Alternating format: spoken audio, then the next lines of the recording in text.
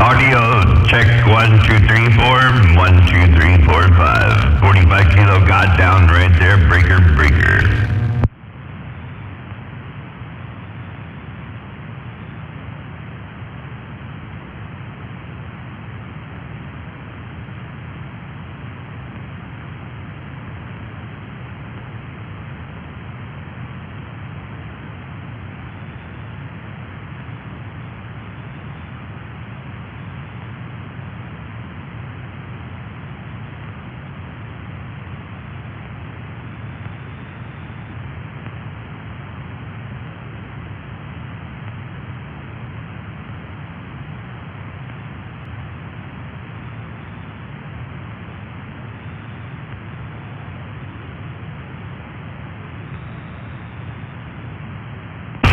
Probably good enough though.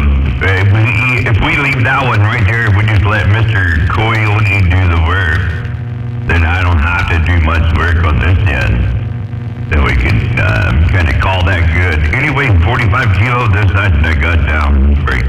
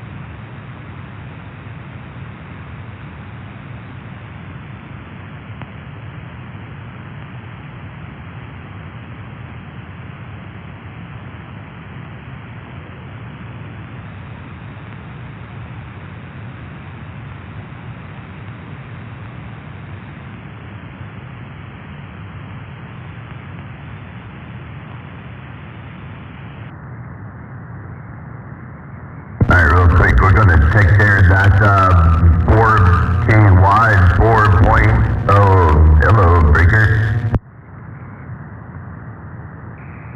And then we roll right there, so that's 5.2K, 5.2K. 45 kilo got down, break.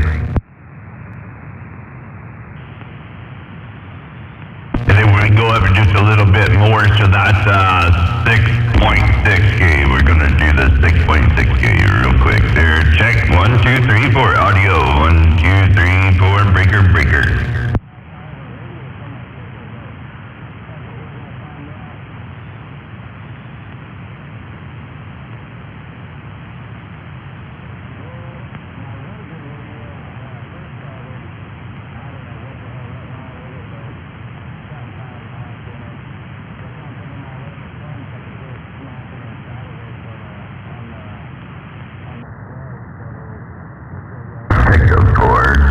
Check the Ford. That's the Ford right there. That's on for let's see if we can dress that up just a little bit there. Just we turn the face down, and then we can get in there at maybe 4K wide. How about 4K wide? 4K at 45 kilo got down break. Need a good smack from a solar flare on the other side of this. And if you do the 6.6 there real quick, so we're just going to see what that one does. 6.6K, 45 kilo got down.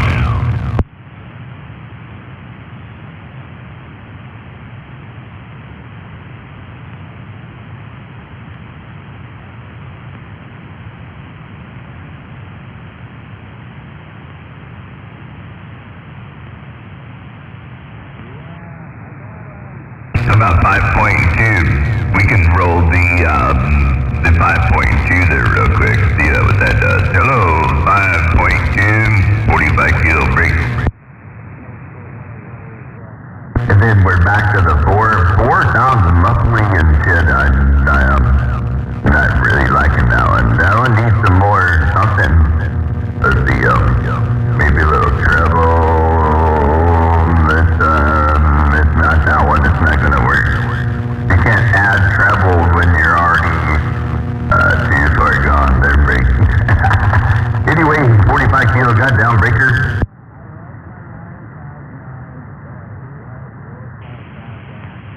So we'll take it right back over there to 6.6K. That's the reason that I listened to it right there, because I know where I'm at 6.6K. So if I leave it right there and then just readjust this, it'll be right about there. I like it right in there, about 6.6K is 45 kilo goddamn breaker.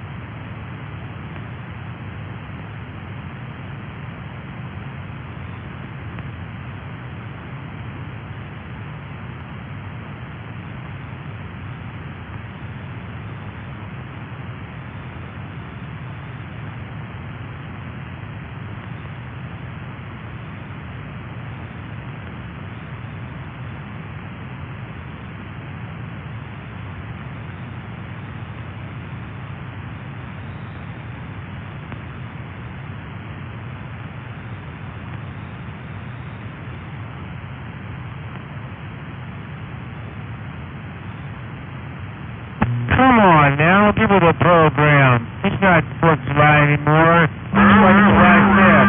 So what the hell were you busting in there with your back, barn pack? Hello to you, Jedi, 45 kilo wave break. Right. Okay, 75 routine. That almost sounded like FM. That almost sounded like I had too much in there, so let me roll that back just a little bit right there, right now. 45 kilo goddamn freaker.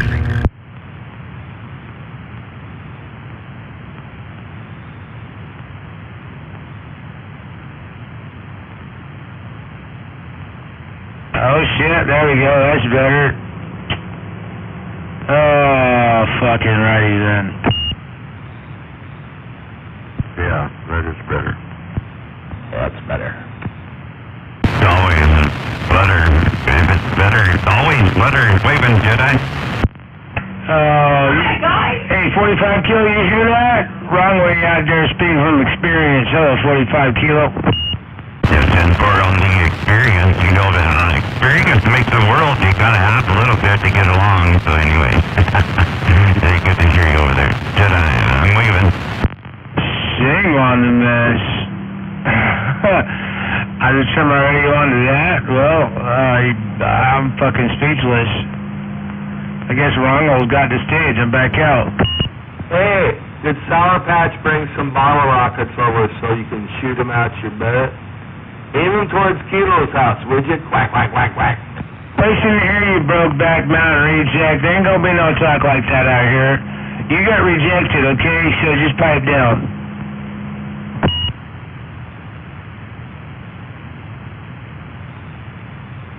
Damn, I've been gone off the radio for hours.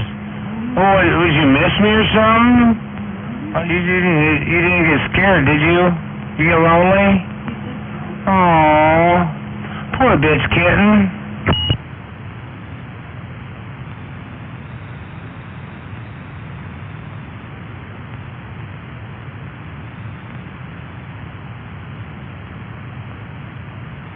That was your cue there, Captain.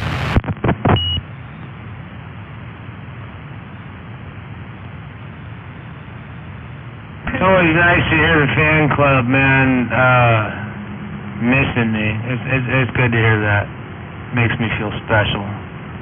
Not warm and fuzzy inside special, but special.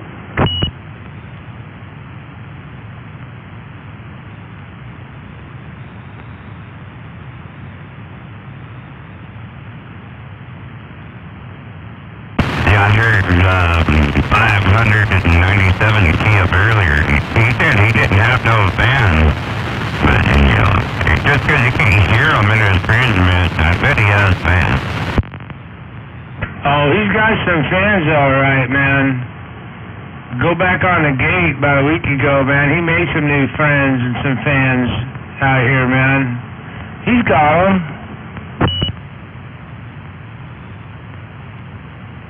Yeah, most of them still are background noise. Yeah, he's got the kind of fans that have to key up those every. I mean, hell, what is it, sponsors kids? You know, the crazy thing is, man, 3 of those fans there at Kilo are right around the corner. That's the best one.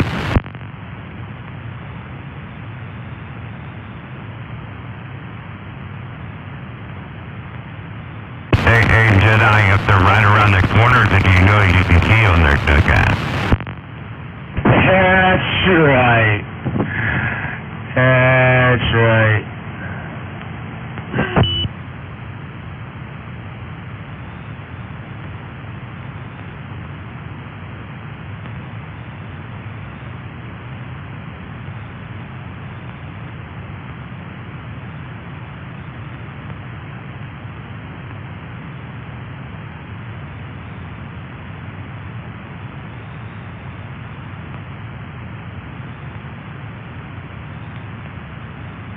Did you change that cover picture yet, there, Kilo? Man, it's kind of disturbing, man. I'm not trying to defend Cat Duck or nothing, or who Sweet Pea call him bitch kitten, but it is kind of disturbing picture, man. It's time for a change. Yeah, no, I didn't change it yet, and I didn't have a picture that, it might look like some kind of bitch kitten. I don't have that kind of picture, so, I didn't change it, but, you know, I probably should. It is getting old, you know.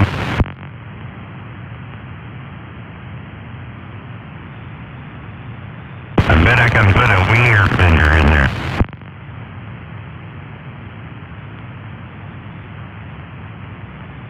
I say you come up with like a handful of different pictures and throw a contest out there, a voting contest.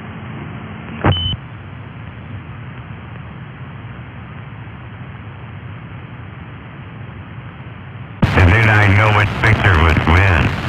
I already know. Hey, Jedi. Yeah, the one you pick, huh? That girl, you were Sour Patch over there. Was he? Is he trying to say something to me, Kilo? I don't know, I heard somebody in there. Hey, Jedi, I'll meet you. Yeah. Who do you hear, Kilo? We're waving.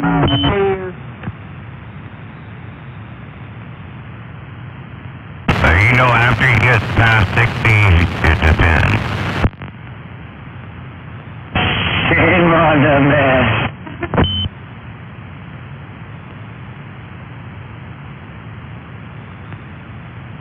So in other words, get with the program, right? Hey, I know it's not the... That's right, get with the program, Breaker. You duck.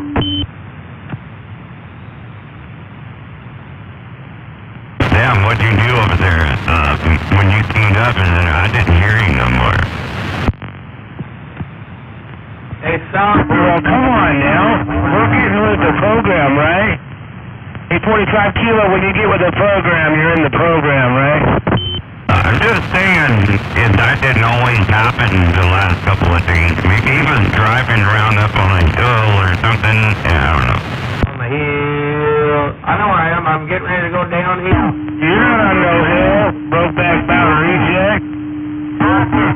Silly boy. Listen to your handle. It's catfish. You know what a catfish is? A fucking bottom feeder. That's right where you're at. Right on the fucking bottom. Hey, man, this is Jose. Hey, man. Can you key on me? Okay, I'll key on you. There you go, Breaker. I heard that story too. I was them back in the other day at work, and I heard the whole thing. You know, the story I got told, over the air was that catfish went up to Brokeback Mountain, and then he found out that everybody there was not gay, and they had to leave. I got your special and your pink taco right here. It comes with a wet burrito for free. Oh shit. Hey, careful what you ask for, man. That's just our thing. Yeah, there you go. Careful what you ask for.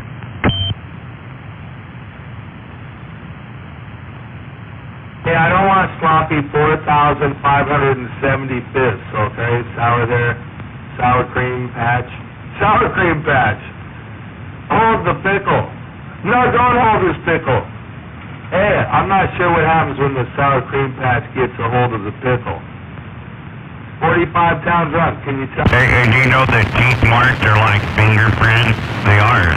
So teeth marks are like fingerprints, and when you go out there on the bend over stump, and your teeth matches the pattern, or.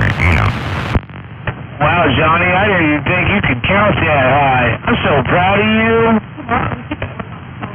We get to work on Houston Cars tomorrow. Oh, I'm so proud of you. I bet it took you a minute to get that high, huh? Shame on the mess. What is it, rodeo night over there off 141st Street? Yeah, all them nights I held your picture up with one hand. Hey, Fag Trash Radio, you're back. He only had one hand because his other hand was busy. Who's back out, stupid? That's what I want to know. I didn't hear you. You gotta wait to key up. Sour Patch, show him how to run his radio. Slap him once, just 'cause it's a new day.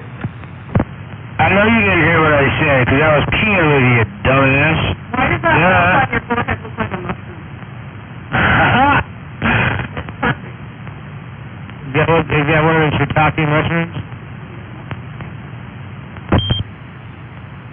Hey, Jedi. Hey, I wasn't even doing that, bro. I was actually just testing the radio here, but nobody was keyed up, and I was checking the background noise and stuff. So. Yeah, I'm listening to it. I don't hear no background noise. Anyway, I was doing that, and you guys started keying up. It's pretty cool. I have pickle stains on my chin like you. Sour Patch, you don't know what he was doing earlier to get that amplifier fixed he's got. What does pickle juice look like anyway? Hold the pickles, hold the lettuce, Sour Patches. Well, dumb and... Pickle. Not even. God damn, you can't even rhyme. Dr. Seuss could rhyme. You're not Dr. Seuss. Well, you know, I usually... Wait, I'm sorry. Am I interrupting again? Hey, Sour Patch. Go ahead for catfish. Your turn. Goddamn, I can't understand what you're saying, but it sure is good that you are taking out Johnny, though. That's pretty good. I'm not sure about the blow-up doll he's got on the side. We know you're not sure about anything. I know you've got a picture of Jedi and you put it on CT's back when you bent her over.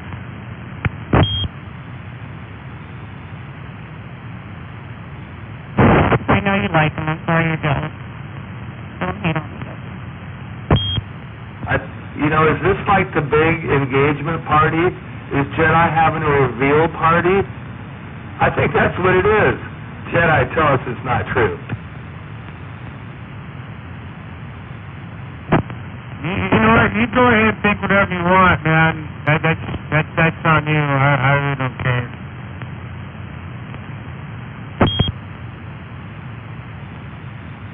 When is your party so we don't double book that day? Hopefully we don't rent the same venue. Don't think too hard, man. You'd be like them fireworks outside right now. Are you going to register for your coming out party? You've already registered. No, you know, it's like that song, right? It's, if you're G and you know it, it's like quack, quack, quack. Okay, I'm done. I'm going to bed. Hey, don't sleep in MAD's wet spot, Sour Patch. It wasn't his wet spot. Got that turned around. Hey, when you kiss Jedi... What's up with all the superior radio equipment? Don't tell me I I don't know them, but they're pretty good. I'm listening to them, and they sound pretty good, though. Anyway, happy for to actually pass that, but, you know. Yeah, you too, Kilo. Do you have enough beat-off material for later? Are we good? Are we done? Hey, did you bring over them blue pill enemas for... I can't do what you're saying. It's not true. I'm just curious. No, I'm not going to ask you. I already know the answer to that one. I know you said yes, yes, yes. Hey, when you kiss your mom goodnight tonight, tell her she's still okay. Hey, man, you might want to get your radio tech to fix that microphone over there, because it's kind of a little scratchy. Oh, it's just Sour Patch. Sound like you've been hanging around the pecker bushes too much. Hey, you know, all this gay talk you're throwing at everybody, man. Calling everybody gay, this and that and everything else, man. I don't know, man. They're just mad because they haven't seen their dick in like 10 years. He's just upset because he's the only actual gay motherfucker out here. Oh. It's like when you went to Brokeback Mountain and you found out them being gay was just a cover to find out who all the gay people were. Johnny Green showed up and they knew right off the bat, oh, he was a gay one. Everybody except there's only one person. I don't know, he sounded pretty bad himself about a week ago. Now he sounds pretty good. So they got like bunny rabbits and handlebars to hold on to. You got bunny ears. You got bunny ears for them boys for handlebars. Catfish, I heard you have a really long throat. I don't know what that means, but I've heard all the guys saying it about you. He's got a tattoo on the top of his head that says, "Let go of my ears, I know what I'm doing." But they are directional indicators.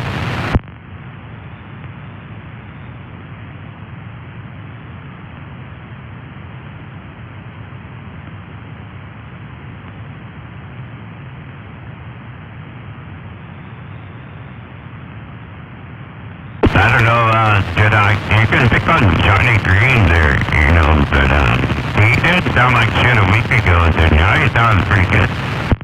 Well, that's because he's over there up 144th Street, Court South, sitting on Sweet Pea's big dick. That's why he sounds good tonight. You know, we're not judgmental. He's over there sitting on her lap talking on her radio, so of course he sounds good. We hate him. Not because he's on her radio, but because he's sitting on her lap. Yeah, no, his radio sounds better than Sweet Pea's there, Brigger. It does. I think this is the first time I've actually heard him, ever.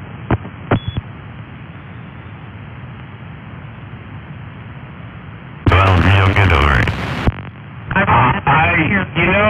I never thought I would say this, but I'm gonna say it. I feel sorry for Sweet Pea and Wronghole's radio, man. They got Johnny Green over there talking on it. Y'all do know how he sounds on his equipment. You do know how his equipment sounded. Your equipment gonna sound the same after a while. You better get them dirty fingers off of that radio.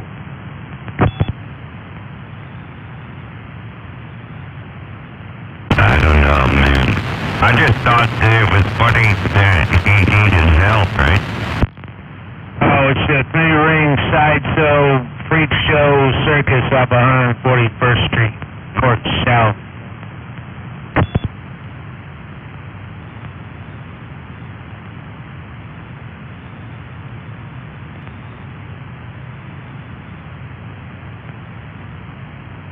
Now, you know, nobody out here on this channel would bring him a box or anything, you know.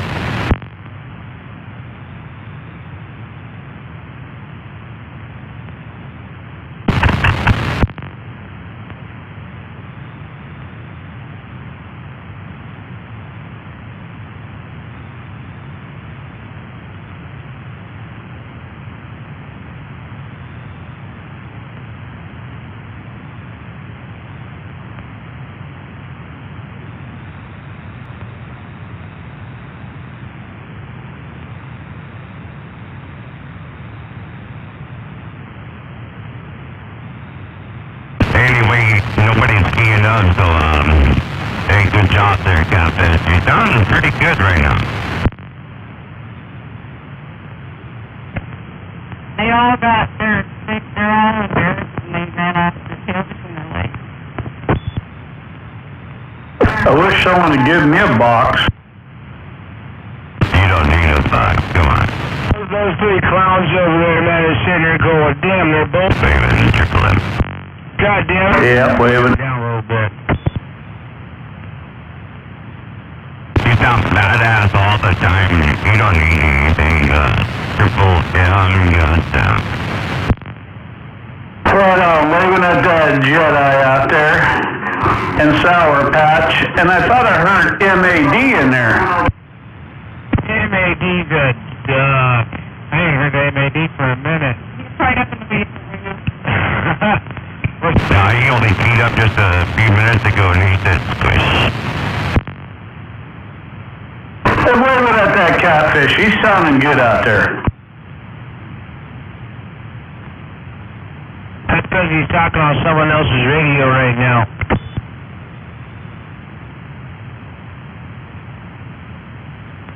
Go ahead for the Brokeback Radio. That's a Sweet Stack radio.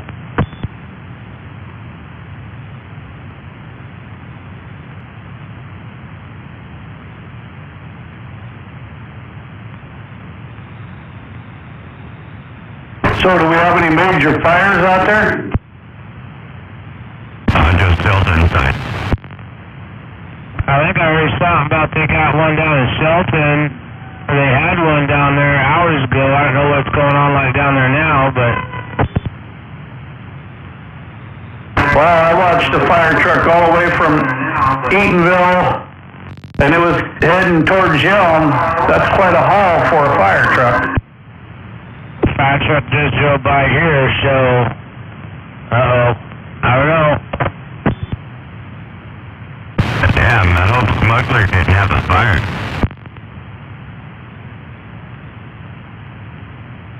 Well, his station's pretty good. He could have been burning something down, that's for sure, with all how good he sounds. He ain't burning nothing down.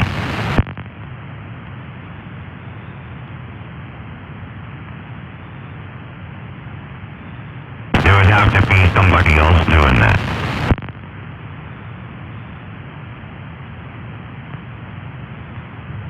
ESRI.com.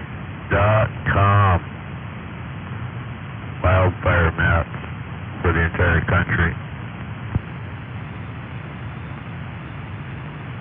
Alright, anyways. Waving to that high sider out there. Yeah, howdy.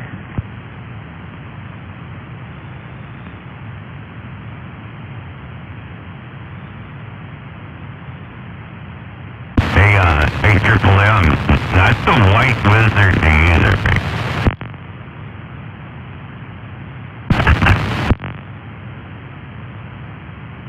A white wizard? Yeah, you know Gandalf. Oh, right on. The white wizard. Right on. couple dozen freaking small fires in this state right now.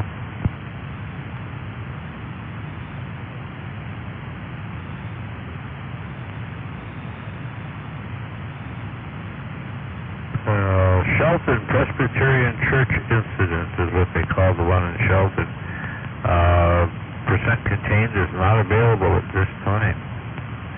Anyway, it doesn't say how much it's burned, but I know it's over 200 acres. Wow.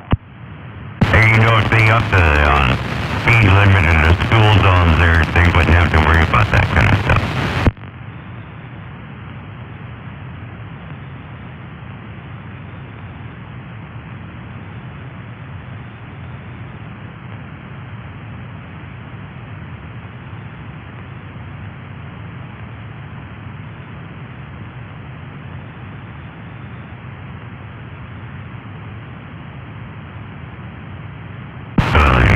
What Highsider used to say, you know.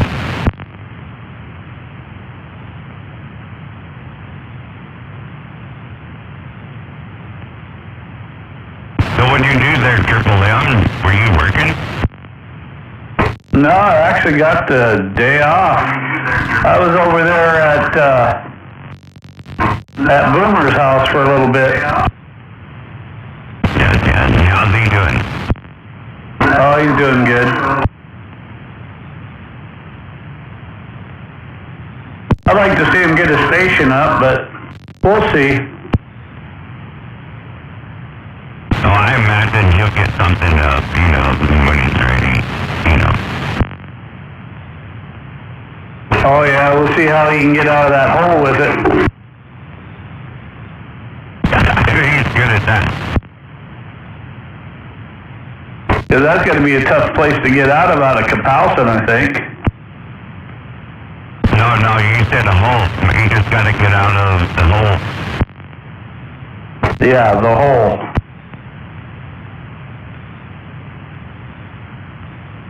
I guess it's OHOP he's at. Yeah, the new one.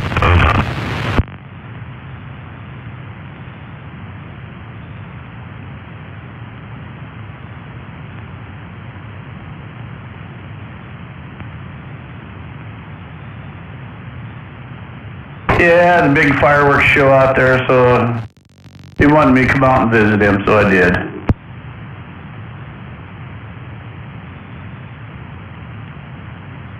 Yeah, you're kind of good that way. Quack, quack, quack. Hey, there's your bro. You can holler at him now. Boy, that quack sure sounds nice, don't it?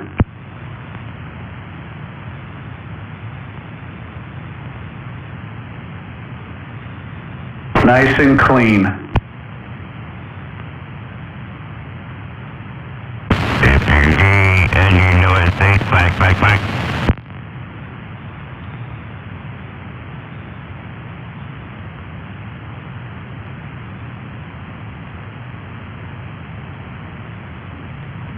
Probably got to think about that for a while. Yeah, I probably got the wrong date.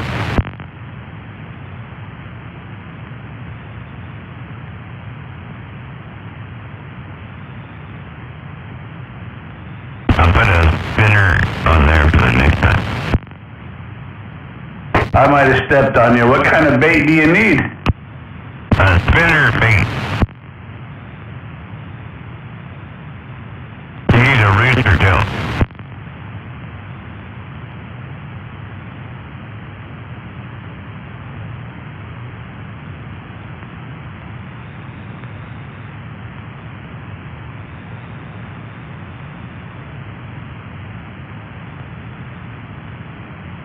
Where's that Mickey T? He ain't out there tonight? Well, he was.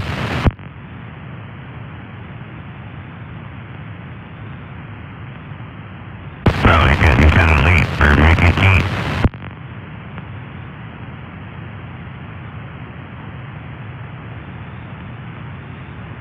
Probably getting kind of late for a lot of people.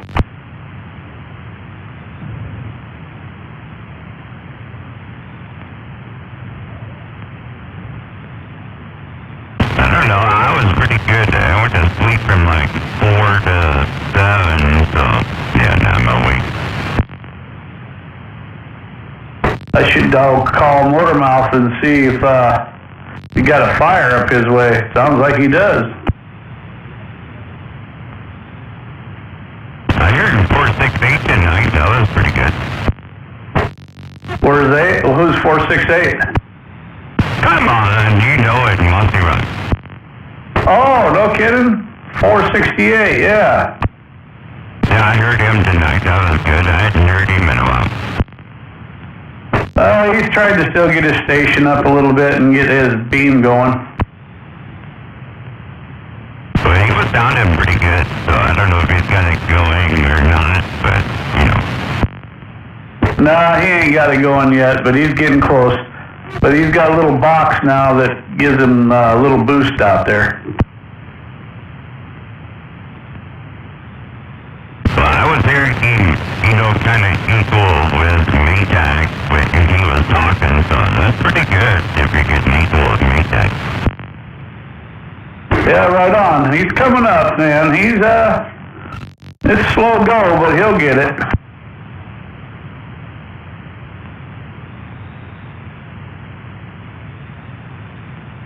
I had lunch with him at 68 there Friday. I don't know where it was, at Monday.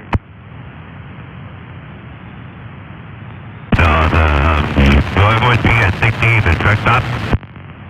Yeah, that little convenience store right there on the right-hand side of the road if you're going south. I parked out the trucking spot there, and we just sat down and bought him a drink, and we sat there and had lunch. Yeah, we started some of our snow runs from that one. Oh, no kidding.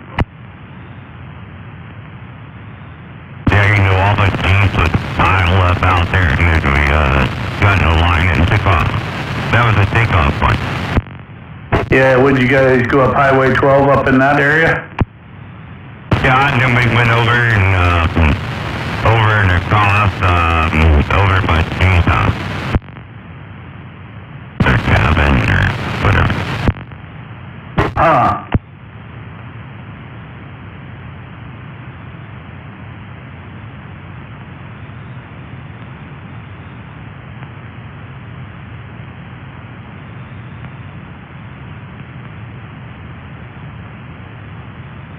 What time did you hear 468? That was probably like 10:30, 11, somewhere in there. Hell, if I know him, he's probably out on the roof trying to work on it. Maybe. He was sounding good though.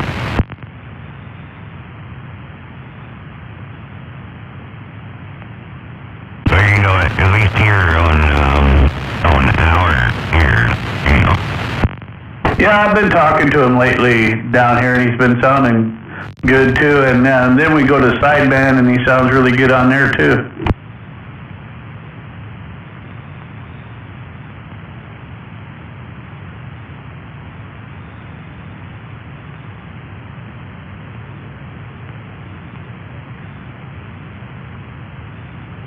I wish I could talk sideband on this radio. No, you don't. You like that radio right where it's at. Yeah, I kind of do. That's for sure.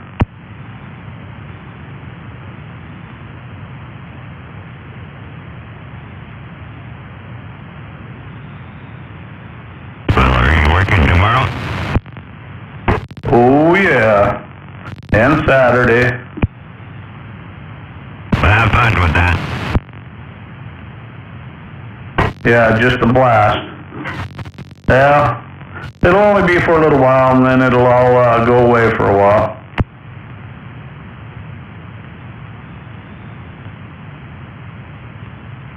Well, I probably said that wrong. I said tomorrow, but it is tomorrow now. So, I should have said today. Anyway, I'm not working today there, Rick. Oh, no kidding, huh? Right on.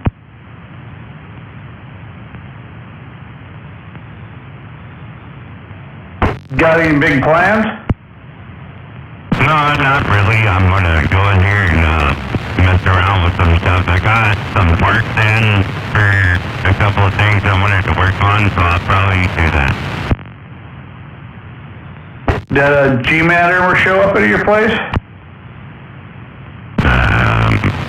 No, are you talking about for the cherry picker? Yeah, he said he would just come right up there to grab it, didn't he? No, he said he would get over here when he could. It ain't going nowhere, so no rush. Yeah, right on.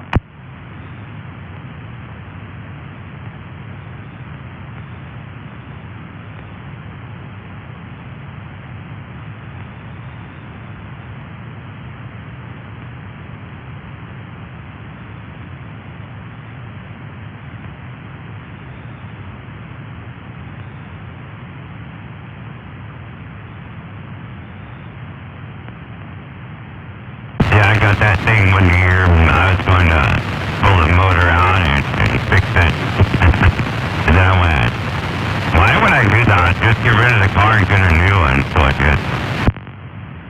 Yeah, I was just thinking, I saw that the other day in there, and I was thinking, I go, yeah, I don't look like Kilo wanting to do that. I don't think he's wanting to pull the motor. I think he'd just get a new one. Well, I used to do that, but I don't like to do that no more.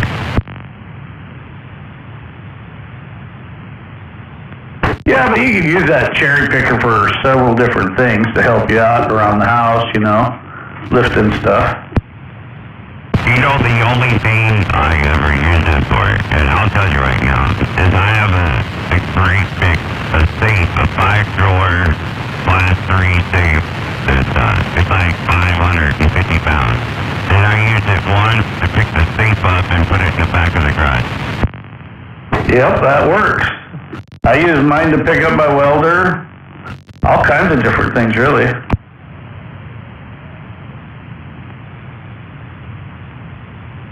Now I'm looking at the safe going, damn it, I gotta get rid of this thing. How you gonna do that now? Oh yeah, I am.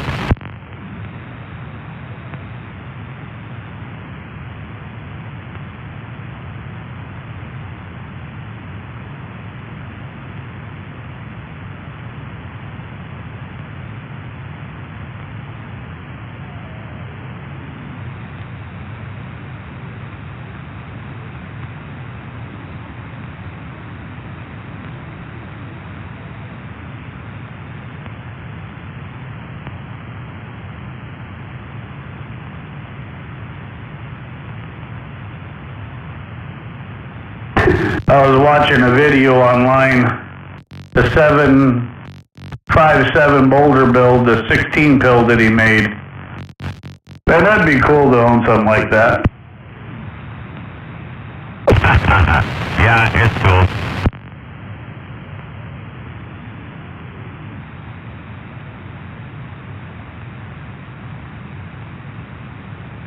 God, he was putting 500 in it, and he was getting like 3,000, over 3,000 watts out of it. It was like 3,500. I was just like, damn.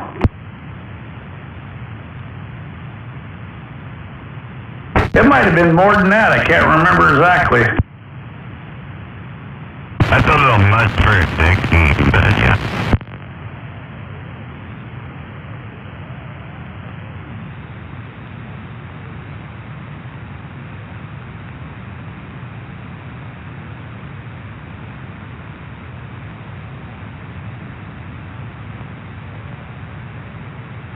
Yeah, he said it would run comfortably with that 500 watts going in it.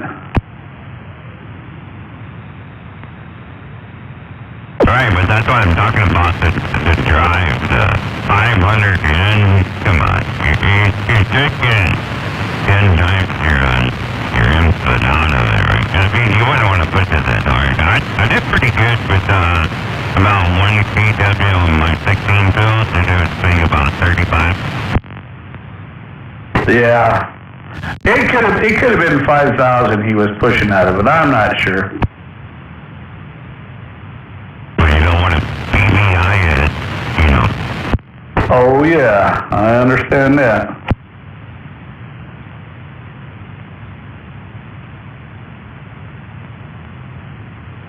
But I bet he wants a pretty good price for that goddamn thing too.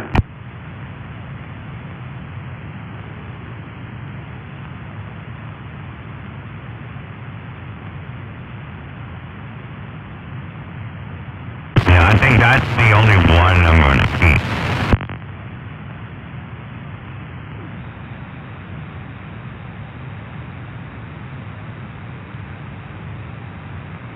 So you still out there looking for a place? Yeah.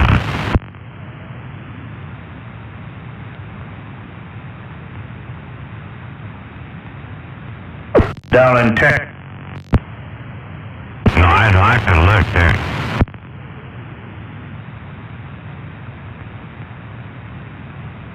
I'm looking here.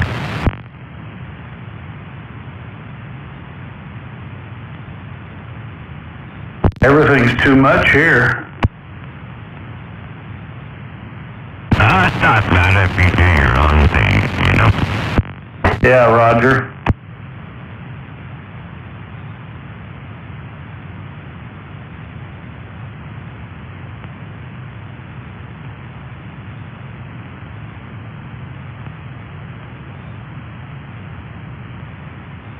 Where did everybody go?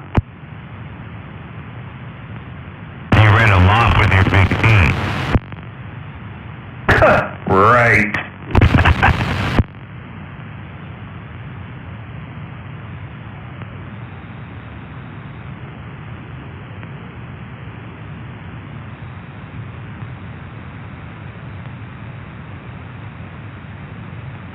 Oh, I was just hanging around.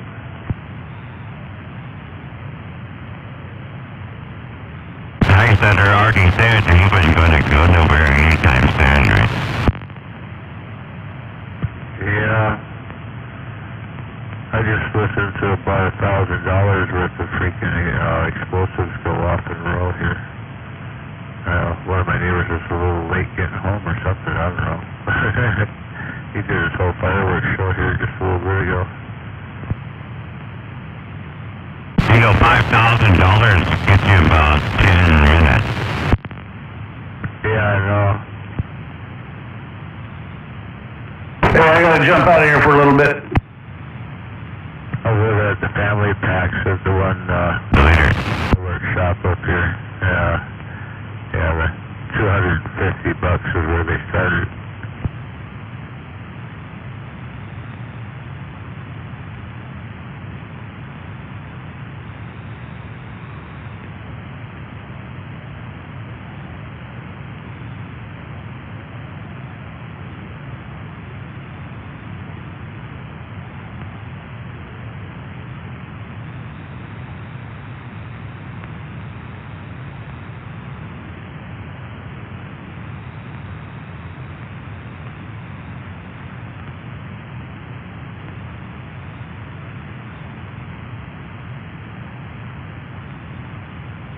Yeah, I always wait till the day or two after, and by that time the prices have dropped considerably. People just want to get rid of it. They don't want to pack it away because fireworks have a very definite shelf life. Yeah, I always got mine from my uncle. He had like 18 fireworks stands all the way around Dallas because it's illegal inside the city limits, but outside you know you're okay. So about 2 days after, he sent me all the leftovers. Oh, I bet you were tearing around your block. Oh, it was totally crazy. He would send me like 30,000 black cats. There's, you know, 2 cases of rockets, and I get all kinds of stuff.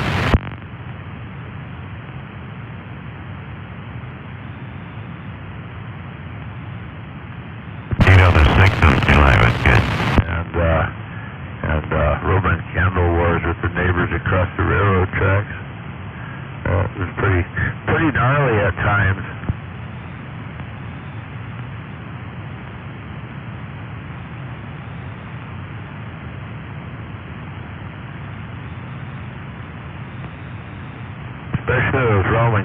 they go boom at the end.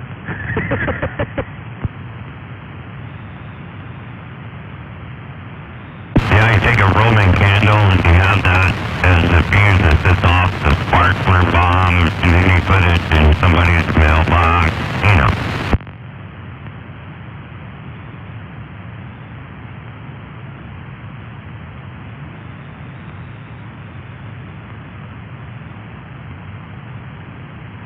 Oh, those memories.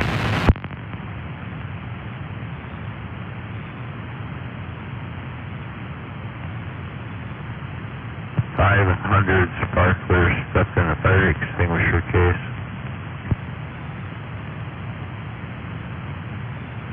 Damn, that had to shake the world. It was more than a little impressive. It dropped the tree that it was sitting in front of. The tree that it was sitting in front of was about 1.5 feet in diameter. Took it off right at the ground. Yeah, we used to take like 30. We didn't even need that many. We'd take like 3 boxes of 10 and tape them all together with electrical tape, you know. In fact, that would shake the bearing.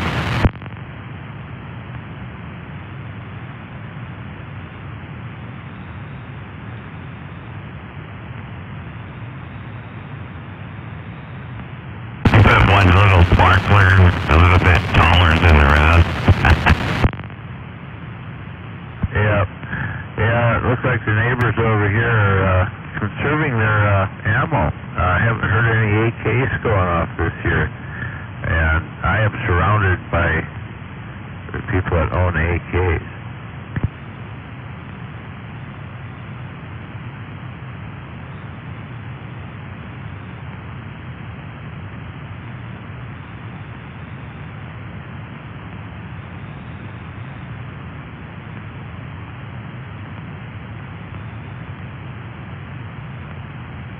There's usually at least one of them that will, rattle off a full magazine or something into a stump. They're pretty careful. I don't shoot them in the air or anything, but almost every year there's been at least one that would just rattle off a whole 30 round. It's still a pretty good round, though, and if I recall correctly, so that's 7.62 by 39.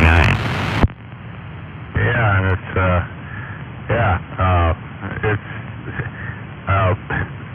the damn thing works. It's one of those that it's hard to make it not work. Oh yeah, it works good, dirty or clean.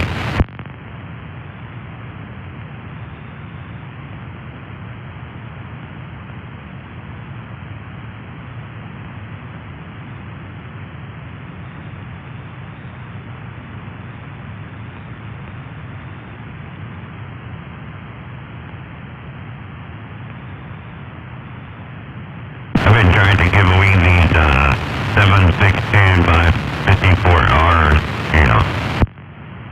Trying to give them away? Yeah, they're all, if you open a spam can, they work for about 3 days, and after that, they're cut. Really? I got a couple of spam cans still, so it's like, what is that? 1,896 rounds, I think, what's in there. But the ones that are already open, and I vacuum seal them as soon as I open it, it still doesn't work. I've never encountered that.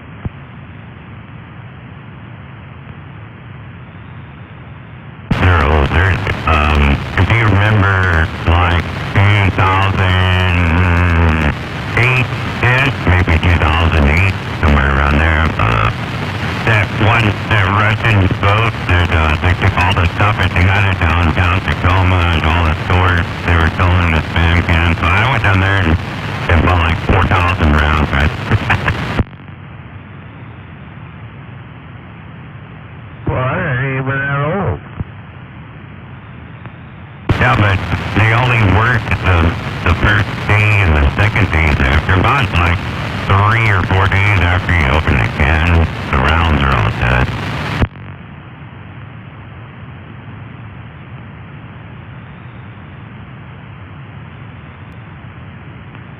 Yeah, that's weird. I've never encountered anything like that. I don't know. Like, the only thing I can figure is that they're so dry that, once they hit our moisture, our air, it's like suck moisture in like a sponge, I guess.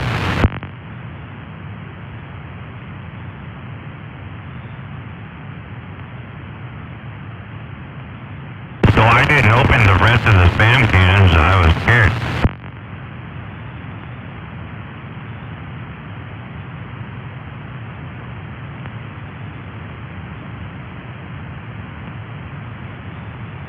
Pretty badass round though. They do a number on brake calipers. Oh, dude, I had a Model 40, and I sent in the numeric arms and got a 50-round mag, and then I got a 100-round drum, and I bought a whole shit pot load of freaking ammo from the duffel bag, and yeah, it was awesome.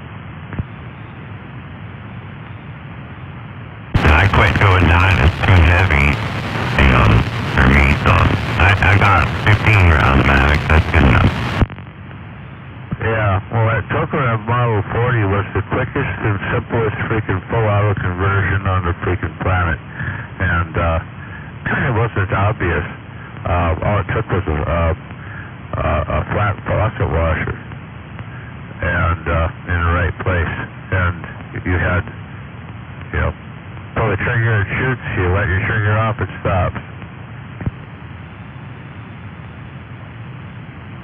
Oh yeah, I have some long iThrows too, so I got some that were like 12-inch iThrow. So the scope you put on there, to go in front of the bolt action, and so you have to have a long iThrow to make it work. So I got some that are like 12-inch iThrow scopes that I put that on there. So it works good, but as long as the round fire. Yeah, I never had a failure with all the ammo that I got. Of course, mine was Saudi Arabian surplus. So mine was Russian surplus. Yeah, and that was probably from World War I. Probably. It was old. I don't remember the date on the can, but I thought it was World War II, so I think it said like 1946 or something like that. Oh yeah, shit. Yeah, the Saudi ammo that I was getting was from the 80s. Oh yeah, no, mine's old and shit.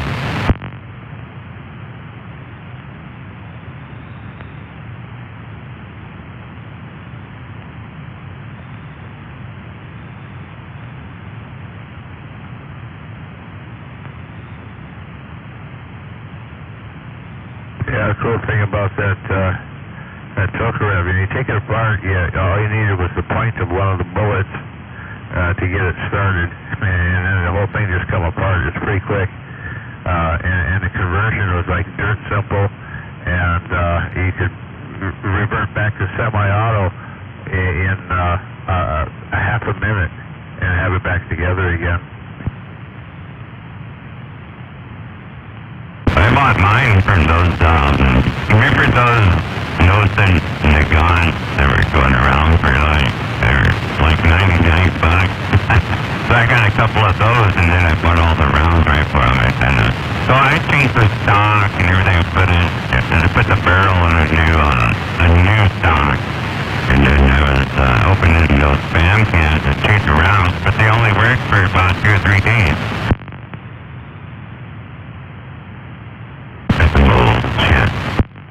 Yeah, no kidding. That is really crap.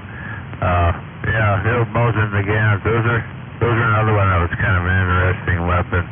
I didn't get to play around with them too much. They were a little light to go full auto. They weren't as heavy duty as the Tokarev. The other thing was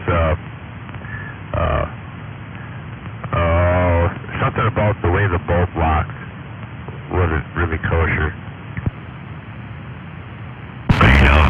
I don't like full auto anything, any round, any gun. I don't like full auto. It's a big waste of bullets. I like semi-auto, and you can do that on the most that you can make a semi. Yeah, if you're gonna go full auto, you do it with 22 caliber shit and use it for suppression fire so that the guy with the big gun can get his sights on his target. No, you can buy, what is it called? And, I can't remember the name of the frame, right? But, there's a manufactured frame. You can get that for a Mosin, and you don't have to cut the barrel or nothing. You can put that in there, it has a 15-round clip, and you roll it semi. Okay. That's what I'm saying. You just can't put the scope on there because the eye throw from the scope to your eye, is about 10 or 11 inches. So I got a 12-inch long throw eye scope, and I put that on the front, and then you can just dial it in. You can.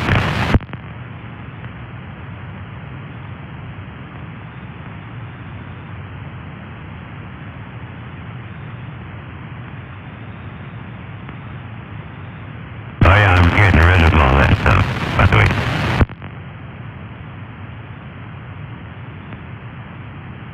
Yeah, I just unloaded a whole bunch of my old stuff that I had sitting around. I had a whole bunch of 308 stuff from World War II that was,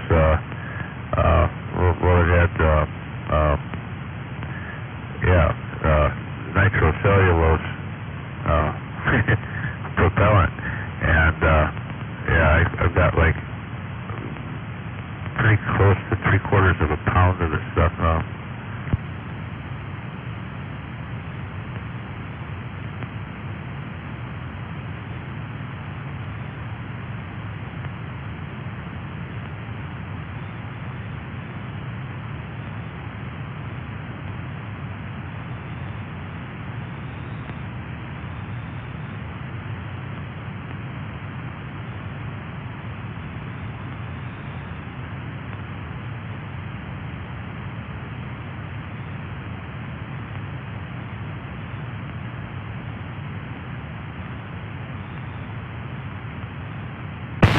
Remember the old bayonet that they used to put on the M16s? So they're kind of short. They're about 16 inches, I think, if I remember right. But the German Mauser bayonets are fucking awesome, man. Those things are big and long. They're like 18, 19 inches. I have a German Mauser that goes on an M1. I have my bayonet from my 16 sitting here someplace. Where did I sit then? It's like right on, I was sitting on it, Effie. I used it earlier. Were you getting rid of Brad? No, I cut some foam rubber with it.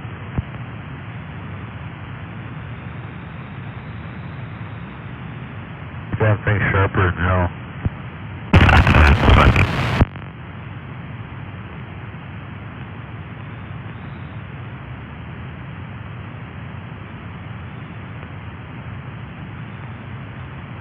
I like the German one just because, the American one, you can slide it into the sheath and it just slides into the sheath and you drop it. But the German one has a little noise, right? So they have this tensioner that's in there, so if you pull the bayonet out or if you slide it in, it makes a little click noise. That's pretty cool. Oh, yeah. This got me bugged a little bit. I'm not seeing my doggone bayonet. It was right here alongside my seat.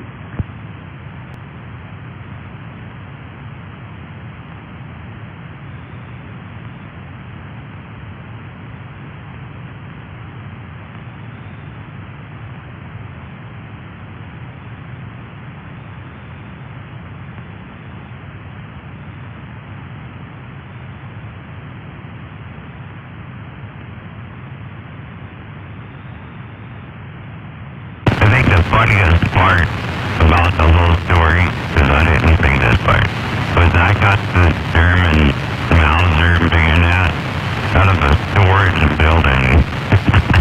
And I was clearing out because somebody left the storage building and we had to go empty it out. And I was going through stuff and I went, whoa, wait a minute, I know what that is. I'm keeping that. Yeah.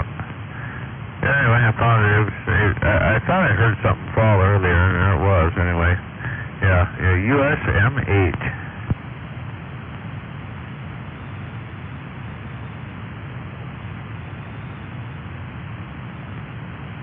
I'm unfamiliar with this model number.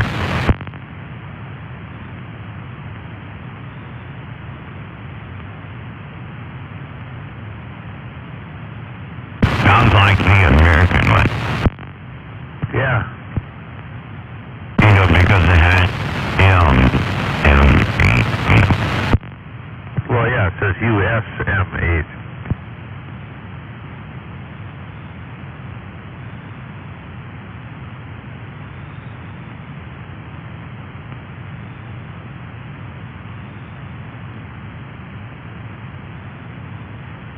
Yeah, the blade has no markings whatsoever. Hey, so you know that we had two, right? So we had one that was M8, so I think that one's a double-sided blade, right? So we had another one that was a single-sided blade, so it was only sharp on one side, right? So I have both of those.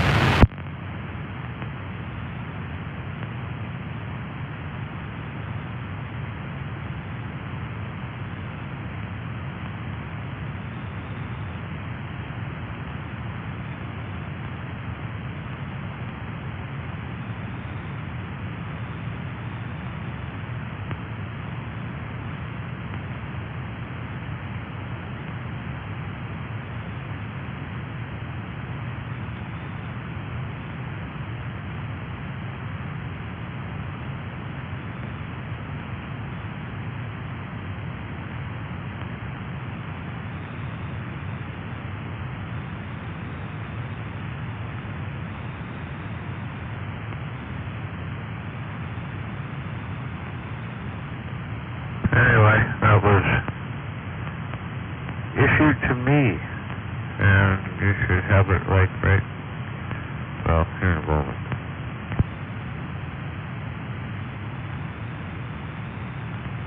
That's not good. Anyway, don't fret it, don't worry about it. I'll keep rolling for one over here. I'll take you a big old, you might like that pick. Yeah, you should have it now. That's fine.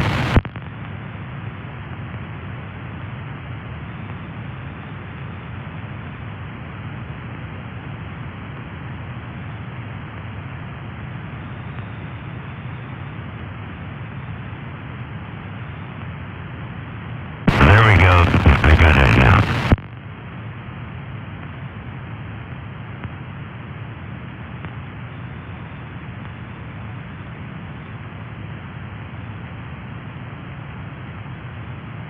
Yeah, exactly. I have that one.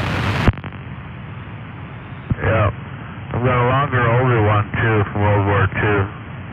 That was for the, I believe it's for the M1.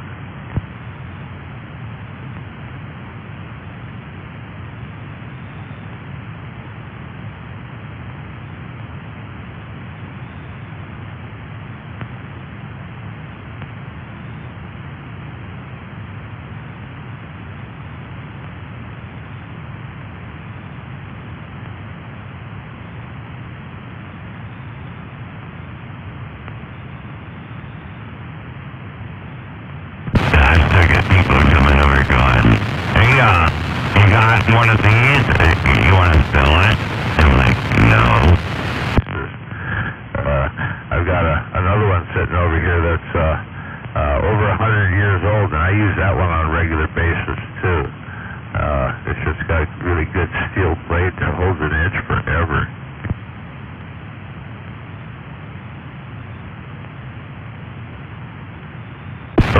much they all do. I mean, even the old ones, they still hold a very good edge. You know, they do that. But you wouldn't want to sell it or nothing. That's what I keep getting people going, hey, you want to get rid of that? I'm like, no.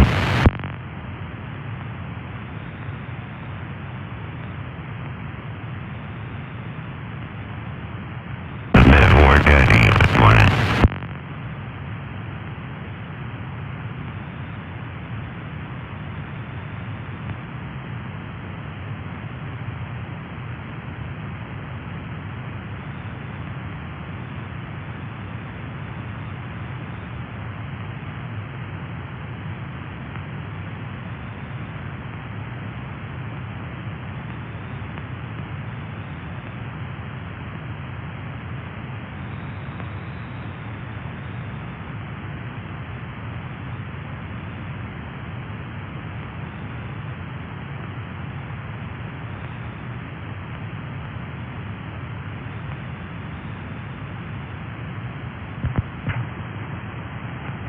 Got no work tomorrow, 45? No work tomorrow. Yeah, neither do I. Well, that would actually be today. Be what? It would be today. It's already tomorrow. Today.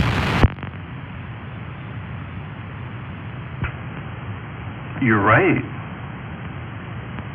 You're absolutely right.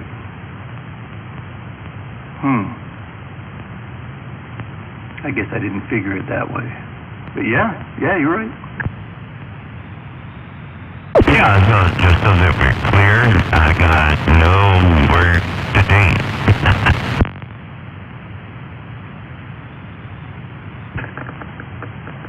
Yeah, neither do I. But technically, it doesn't sound like I have any work till next Monday. But technically, I could still be called in anytime. Yeah, I got a whole list of people that'll be pissed off when they get to work tomorrow. And they see that I have leave put in, so I won't be there. There's a whole list of people that'll be pissed off about that. But I don't care, right?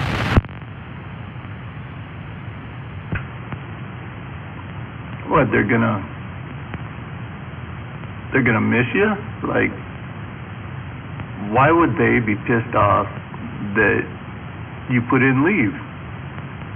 That sounds kind of selfish of them. It's just my boss. So he thinks that if everybody's at work, then I should be at work. So I can't take leave unless my people take leave. So, and that's bullshit. It don't work that way. So I like to prove him wrong.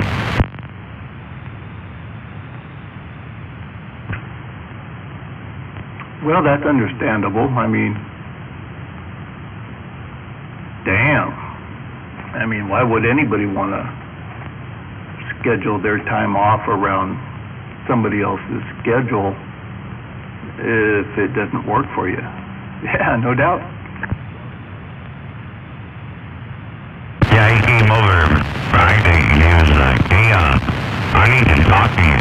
And I looked at the clock and it said, no, it's 11:33 right now. So right now I'm on my lunchtime. So you can't talk to me about work for 27 more minutes.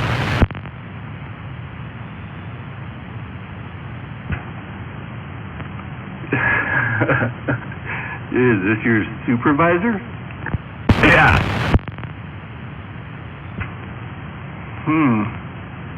How did he feel about that?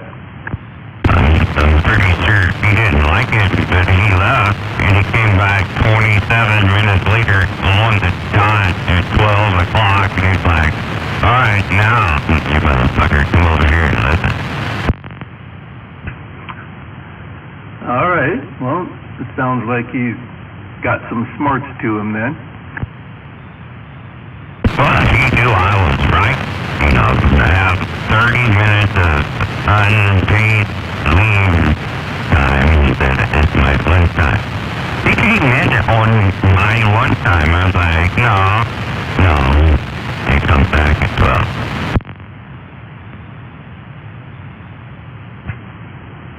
12. Right on.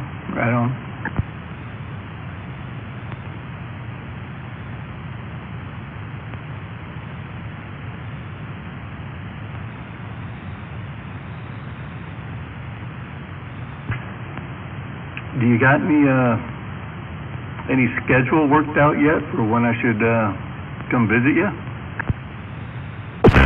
There's no schedule. You can come anytime, and I mean literally anytime. It's all good. Yeah.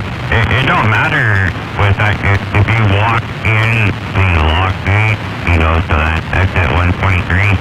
If you walk into the lock gate and you say, I'm looking for David Curry, the supervisor, they will point you to me, and it don't matter what they say.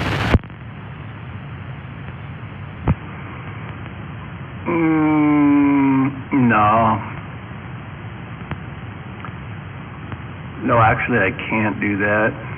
No. As a matter of fact, they won't let me in that gate. And if I even try to get in that gate, I've been told that I'm probably subject to arrest. So no, I won't be visiting you at your work 20. Nah, I'll pass on that. So I believe, like what you just told me, that I can read between the lines here.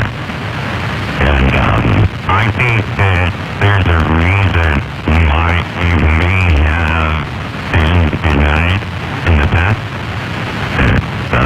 I understand that. But if you went to the gate and I went to the gate and escorted you in, I guarantee you get through the gate. Oh, 10-4. Yeah, I would sure like to see that young security guard again and wave when I walked past him. Now, I've been in that gate many a time, making deliveries, and then one day security decides to, I don't know, just take it one step further, and yeah, that's when I was like notified. They came out with a list, right? So they didn't say any particular reasons. They just said it's a no-go. And then they had a couple of MPs show up, and they presented a piece of paper to me. And the MPs knew nothing about nothing, right? So they were just called to enforce. And then they said, well, we need you to take a look at this and sign this piece of paper. And I looked at it. First, they had me step out of the building, out in front of the building. And they're in full TAC uniform or whatever you call it. And they said, well, amongst this piece of paper is the reasons why we can't let you in here. And I looked at that, and there were some heinous reasons on there. And at first, I was going to say, whoa, that's not me. But then I looked a little further, and, well, they were just generically throwing out reasons that people got denied for. So I looked at it a little closer, and then I looked on down the list, and I said, oh, well, I guess that one is me, and I guess that one is me. So I understand. Alright, so just so that we're on the same sheet of music here, if I bring you to the gate, nobody does that, because I sponsor you, right? So if I bring you to the gate and you go, the law supervisor just brought somebody to the law gate, there we go.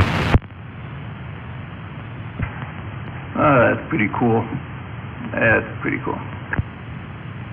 I brought everybody under the sun. Pretty much. I used to bring, when they still had it open, it's not open anymore, but, there was a guy named David, and he owned the Slotsky's that was in Kent, and so I used to order food from Slotsky's in Kent, and when he came over here to try to deliver it, they wouldn't let him through the gate, and I was like, whoa, just tell me what gate you're at, and I'll be there. 10-4, you must got some clout. Just a little. Nice. No, I was more interested in visiting you somewhere up by your home 20. Oh no, but you don't need a gate for that. Yeah, 10-4. But I wanted it to be on a time that worked well for you, and to a moment in which you could be social. If I think about that real hard, I'm probably not very social most of the time, but I do what I can, Well, that was pretty much just what I was thinking. So I thought maybe if I made sure the timing was right, the chances of catching you socially would be better than ill timing. You know what I mean? Come on, Westside. I'll always be social through you and therapy. All right. Just messing around, but yeah, it is looking like I might have most of the week off, so I don't know. If there's any good time in there somewhere, yeah, I'd be sure willing to try and accommodate you there and scoot over there your way. Well, it's no notice or nothing, but I have a question for you. So what are you doing today, later today? Well, I really got no plans. Later today could work for me. You can roll over here today. I'm home all day. Alrighty, is there a time preference that you prefer after you've woken up and had your breakfast, or around noon, when you're hitting the martinis, or what's your preference there, 45? I prefer after 7:30, 8 o'clock, and here in the morning here, a couple hours. After 7:30, 8 o'clock. Well, how about after 7:30, 8 o'clock till around noonish? Would that work for you? Well, that's a long time past 7:30, 8 o'clock, but yeah, I'm still good. All right, 10-4. Yeah, I just got to get some beauty sleep, and it's like, what'd you say, an hour and 20 minutes over there. All right, yeah. Well, I'll round you up on the radio or give you a text to let you know that I'm rolling that way. Yeah, when I went to your place, it was about an hour and 20 minutes, so I think it would be the same. It depends on your driving style. I just follow the speed limit, though, Yeah, 10-4. That's pretty much how I roll. I haven't had a speeding ticket in many years, so yeah, I just roll on the speed limit. Maybe +5, but I keep it pretty straight. I got one ticket. Check this out. I erased it because I went and checked defensive driving, right? So I got rid of that one. But check this got 29 miles an hour in a 25 zone in Silica. Oh man, that cop was just after to make a buck, obviously. That was BS. That was like $85 for the ticket, right? So, alright, and if you take defensive driving, you still have to pay for the ticket, so, you know, you can take defensive driving to the ticket erase, so I paid the ticket, I took defensive driving, and then I got a discount on my insurance for 3 years, so. I imagine they charge you for the defensive driving class? Yeah, but that's what I'm saying, is they give you a discount on your insurance for 3 years, so it all pays for itself after 3 years, right? Yeah, it's a scam. It's moving one pot of money over to the other pot, that's what it is.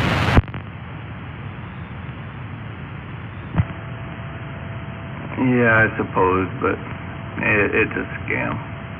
I hate that. It's kind of like the traffic light photo enforcement they got over here in Bremerton. The organization that runs the program is in like 2 different states. One of them's in Arizona and the other one's in like Georgia. So you got one place that's issuing the citation, and the other place is where they collect the money for the citations.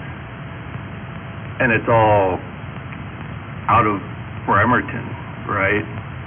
It's like, why would I pay anybody any traffic infraction here in Bremerton to farmed out of states? Well, that's how they operate it, man. It's they're enforcing it. So I just said I didn't do it and got it dropped.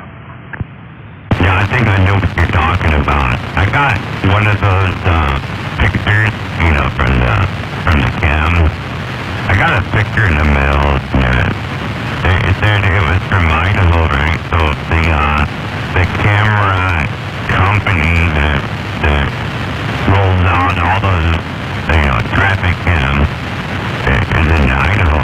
But they take the video and they send it over to a Pierce County sheriff or a King County sheriff, and a deputy looks at the video and sees if he sees an infraction, right? So if he does see one, then he will then sign off on that, and they will send that to you in the mail. So when I got one in the mail, I just sent it back. I was like, that wasn't me driving, that was somebody else. You know, you put somebody else's name on the ticket, they won't take it to court or fight it, right? Yeah, 10-4. Well, this time it was my son driving my truck, and I didn't even tell him that. I just simply said it wasn't me, and they accepted that. I had one that had me on there, and it was 100%, it was me. But I got it in the mail, I looked at it and went, oh shit, that got caught on camera. And it was me, right? I mean, it was. But on that same week, right, so my dad was visiting here from Texas, and I just put his name on it. I was like, that wasn't me, that's my dad. They don't even question it. Yeah, that's kind of weird how they do that. I guess legally, the officer actually has to see it when it happens to prove it was you, legally. But these traffic photos, they're just kind of skirting around the law. Yeah, it's just it's a net in the middle of the river. So it's a net, and they try to catch as many people as they can. You know, I'm pretty sure that they do catch people, and people would just pay the ticket, right? But in all actuality, if it wasn't a cop, it was a scam run by a company in Idaho. You know, you're going to beat that in court. They're not going to take it to court.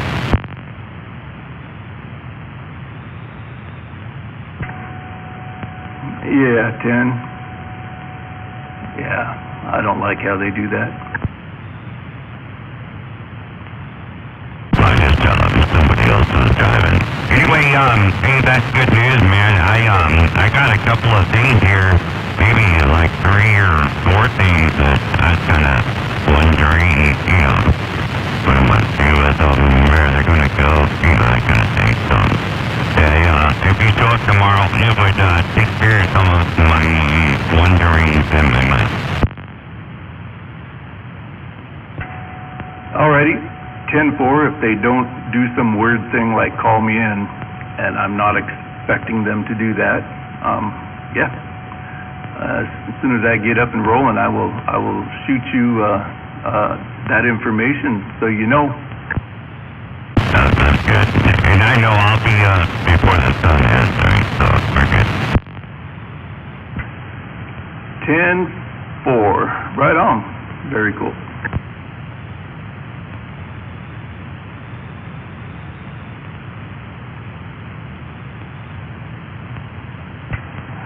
And then I got to get back home and swap a rear end out in my truck. Yeah, I think my axle, I think the rear differential tube is bent on one side, and so it makes my truck dogleg a little bit. And I already got another rear end for it, so I just got to put it in. That's a weird story, but if we got a second real quick, I'll tell you the story. So the new Jeep, they have EMP drive shaft. So the drive shaft is has a bearing in the middle, and it drives over to the rear tip. Where your joints are and all that shit on the rear tip. The drive shaft is a two-piece drive shaft. So the bearing in the middle of mine wore out, and it was wobbling around and making noise, and I could feel it too, when you're driving. And so I Googled it, and it said that it is known that this will go out about 75,000 miles. And I was at like 85,000 miles, and I had so that's what it is, I know what it is. And so I took the car to the dealer, because you can't do that yourself. Somebody is the dealer. You people, you can't bend the drive shaft more than 15 degrees, because it'll break the seal, and it'll leak, right? So you gotta have 2 people that put it in, and all that shit. And I said, well, I'll just go to the dealer. So I went to Tacoma Dodge, and I had them put a new drive shaft in. And I told them what it was. I said, the drive shaft middle bearing is worn out. I need a drive shaft. And he said, all right, it's like $2,500, right, to see the drive shaft. And so whatever, whatever. And so I was waiting for them to come back for something else that they found, because it's a dealer. So the dealer's going to say, well, we did do this, but we found this and this and this, right? So I was waiting for them to come back, and they did. So the gal, she called me back, and she's like, hey, we fixed your drive shaft, and then we found some other things, the clutch pack in your rear diff is making noise, so we won't fix that. We would just change the whole rear diff out, just to make sure that, everything is good. So that's an extra $4,500. You want to do that? I was like, fuck no. Yeah, that's a big chunk there. That's what they do, though.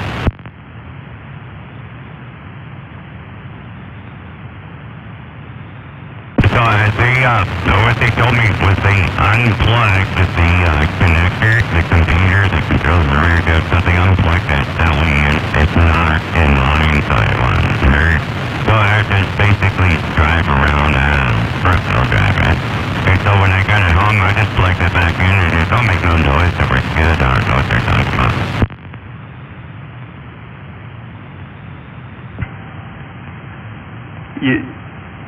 You know that's not a good thing to do for very long, though.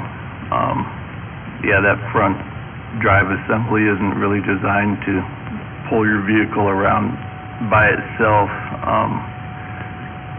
Yeah. No, you missed it. I plugged in the rear diff. I plugged it back in after I got it off. They said, I heard some kind of noise here. And I think the rear diff busted or fucked off. So if we're going to unplug it and then get it back to you. And I said, okay. So I brought it home and I plugged it back in. Oh, and it's doing just fine? Yeah, it's fine. There ain't no damn noise. They're bullshit. Yeah, I can't stand dealerships like that. Just trying to work people. That sucks.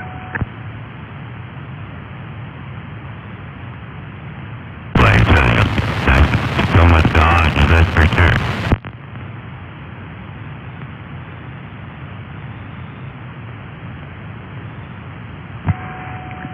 I won't be shopping there.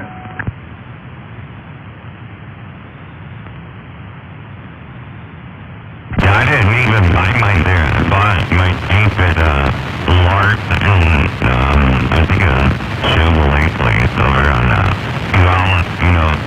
River Road. I bought it over there. It had 14,000 miles on it, and when you get to go in there and have warranty work done, I've run into Tacoma Dodge, so I didn't buy it there. The individual salesperson who happened to be like 22 years old, he was like cool, you know, because you could ask him a question and he would answer it directly, and he didn't say anything that you know, like salespeople say, and I just clicked with him, so it went smooth. But any other time I've been to a dealership and talked to a salesperson, it's like, oh crap. Like last time I was at a dealership, it was this Dodge dealership here in Bremerton, and this was just 3 or 4 months ago. And I was going into the parts department, right? So I pull up front and I get out of my truck, and this lady starts hustling out there. You know, you can see the experienced salesmen. They're huddling inside, talking to each other and watching this transaction. And so this sales lady comes hustling out to meet me. Hey, what can I help you with today? I just said, well, you can point me to the parts department. And so she actually walked me all the way to the parts department and then just disappeared. But, you know, those salespeople were just sending her out there to try and push that sale. Okay, so I'll give you a little bit of background history. My dad worked at the Jeep dealer for 22 years, right? So when I was a kid, I was a teenager, 17, 18 years old, I used to go over to Dad's work and I go, hey, I need one of these or one of those. And he was a parts manager. And so he would give me the parts, and I would get the dealer discount too, right, on the parts.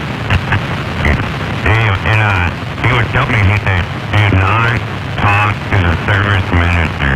Do not tell him what we're done here.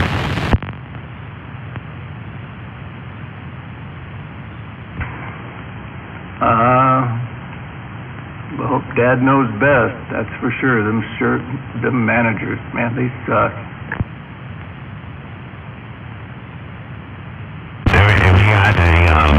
This is just an example, right? So, I had a guy, a friend of mine, he was working on his Cadillac. And I went over to Dad and I said, hey, I need a timing belt for this fucking year in this model Cadillac. And he said, wait a minute, because we have a bug. And so he cross-referenced the part. He was like, the same damn timing belt that goes on an Oldsmobile 305 or, whatever. He's like, well, if you tell me it's a Cadillac, it's, $120.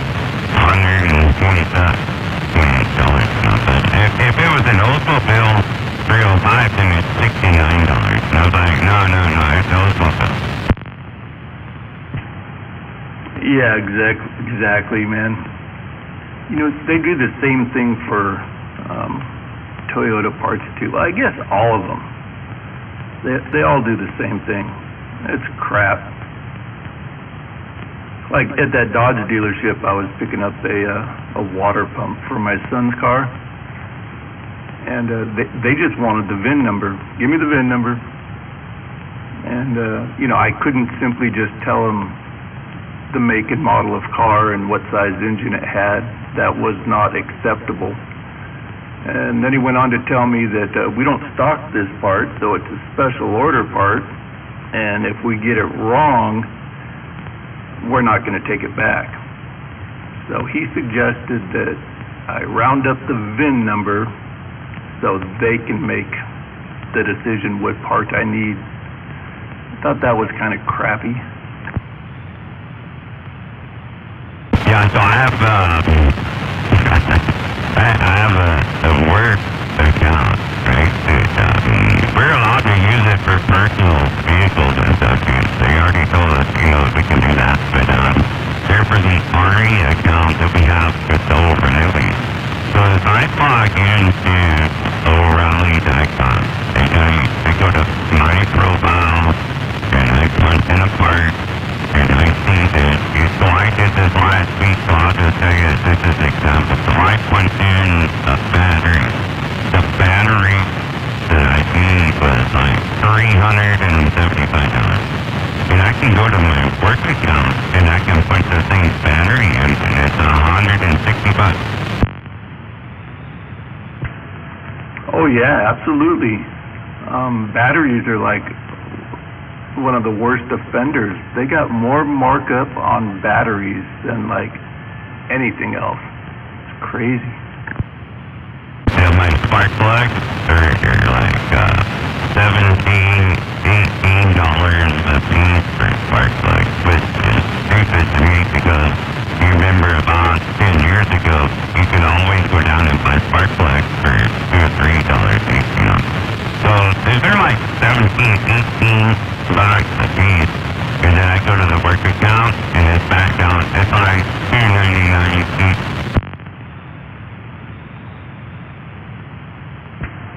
How about motor oil?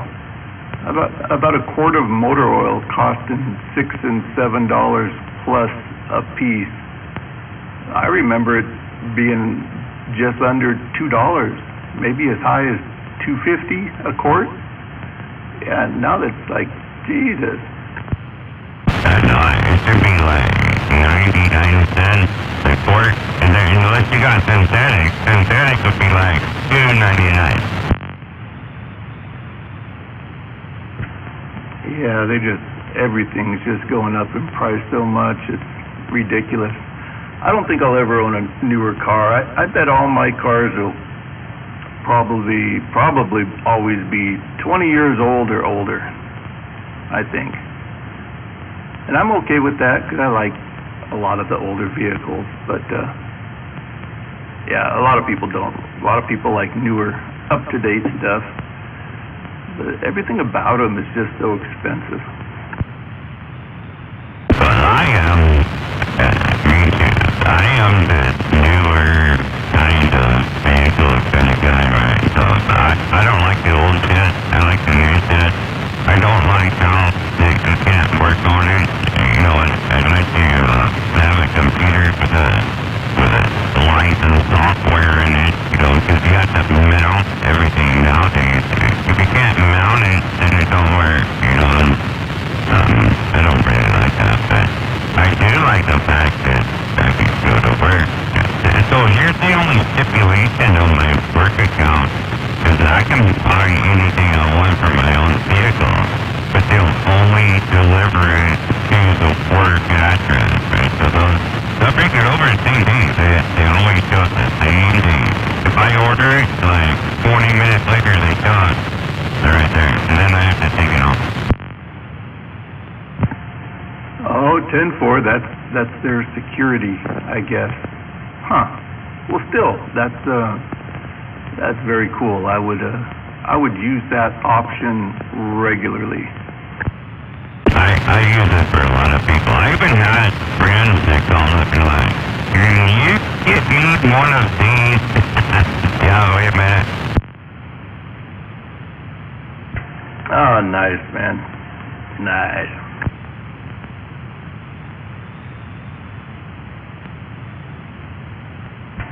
Does that only work with like O'Reilly's, or do you get that action with dealerships also? I don't get it with dealerships really. Napa just came out with their own version because they know what O'Reilly's is doing for it. So we just have a new account now with Napa. So Napa seems like they're gonna do everything. But we use Napa for a lot of stuff.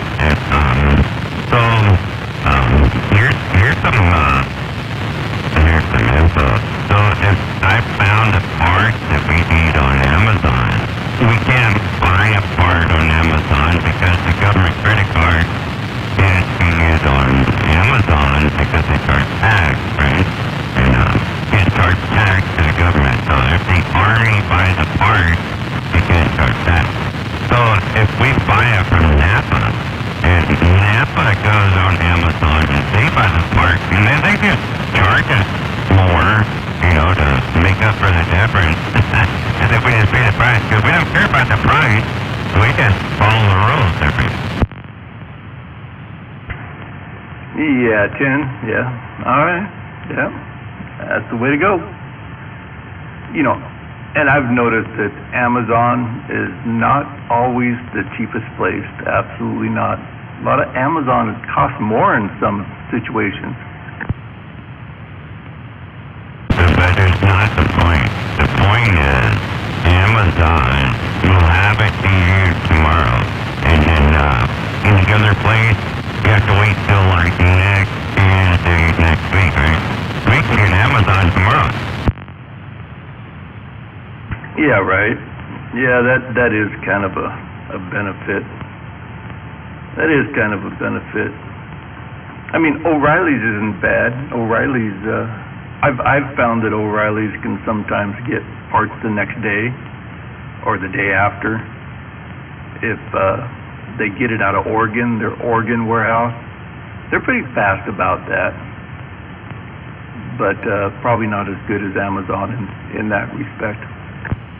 They're getting pretty good. Check this out. They did not have a big warehouse in Puyallup until last year. O'Reilly made a new warehouse in Puyallup last year, and they got 14 drivers in that. So they can bring parts to every store all across, Western Washington pretty quick. They have a lot of drivers. There's 14. So the district guy, so he told me that they have 14 drivers that they could put up with 2 call-in sick and one's on annual leave, and they still got 11 drivers, so that was his reasoning for that. But we buy about $30,000 a month worth of stuff from O'Reilly. And he said it was worth it to them to just put a warehouse in Puyallup and make it worthwhile. So that the first small shed they set it up just especially for us. Oh yeah, man. I imagine those guys will bend over backwards and drop their chores for a government account. Oh yeah, that's good stuff. That's pretty good. And then when he came over here, he said what it was. And, so one of the employees was with him, and the guy that was with him said, I'm an employee. I get 20% discount because I'm an employee. Military discount, you get approximately 10%, right, for military. And it depends on the product, right? So some of them are not 10%, some of them are like 5%, whatever. And we're getting like 75% discounts unheard of. Whoa. Yeah, no doubt. That's really good. Tell them about the dollar amount a month, I guess. But yeah, I use that one for my own. That's what he said. He said it works for you, your company, and every employee there. Oh, wow, very cool. Right on. Yeah, very cool.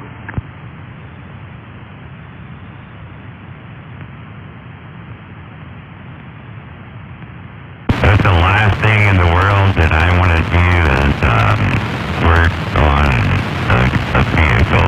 I don't want to work on them no more. I want to take it to somebody else and let them do that.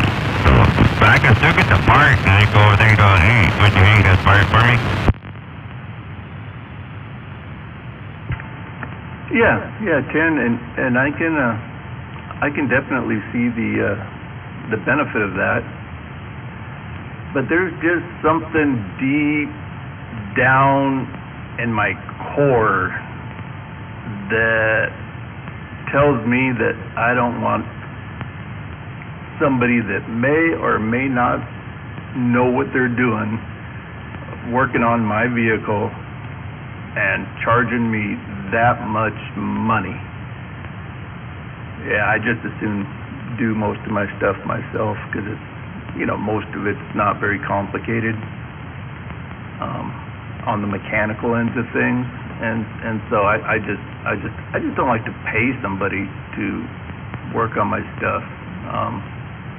I'd rather know what's going on with my vehicle, but that's just me.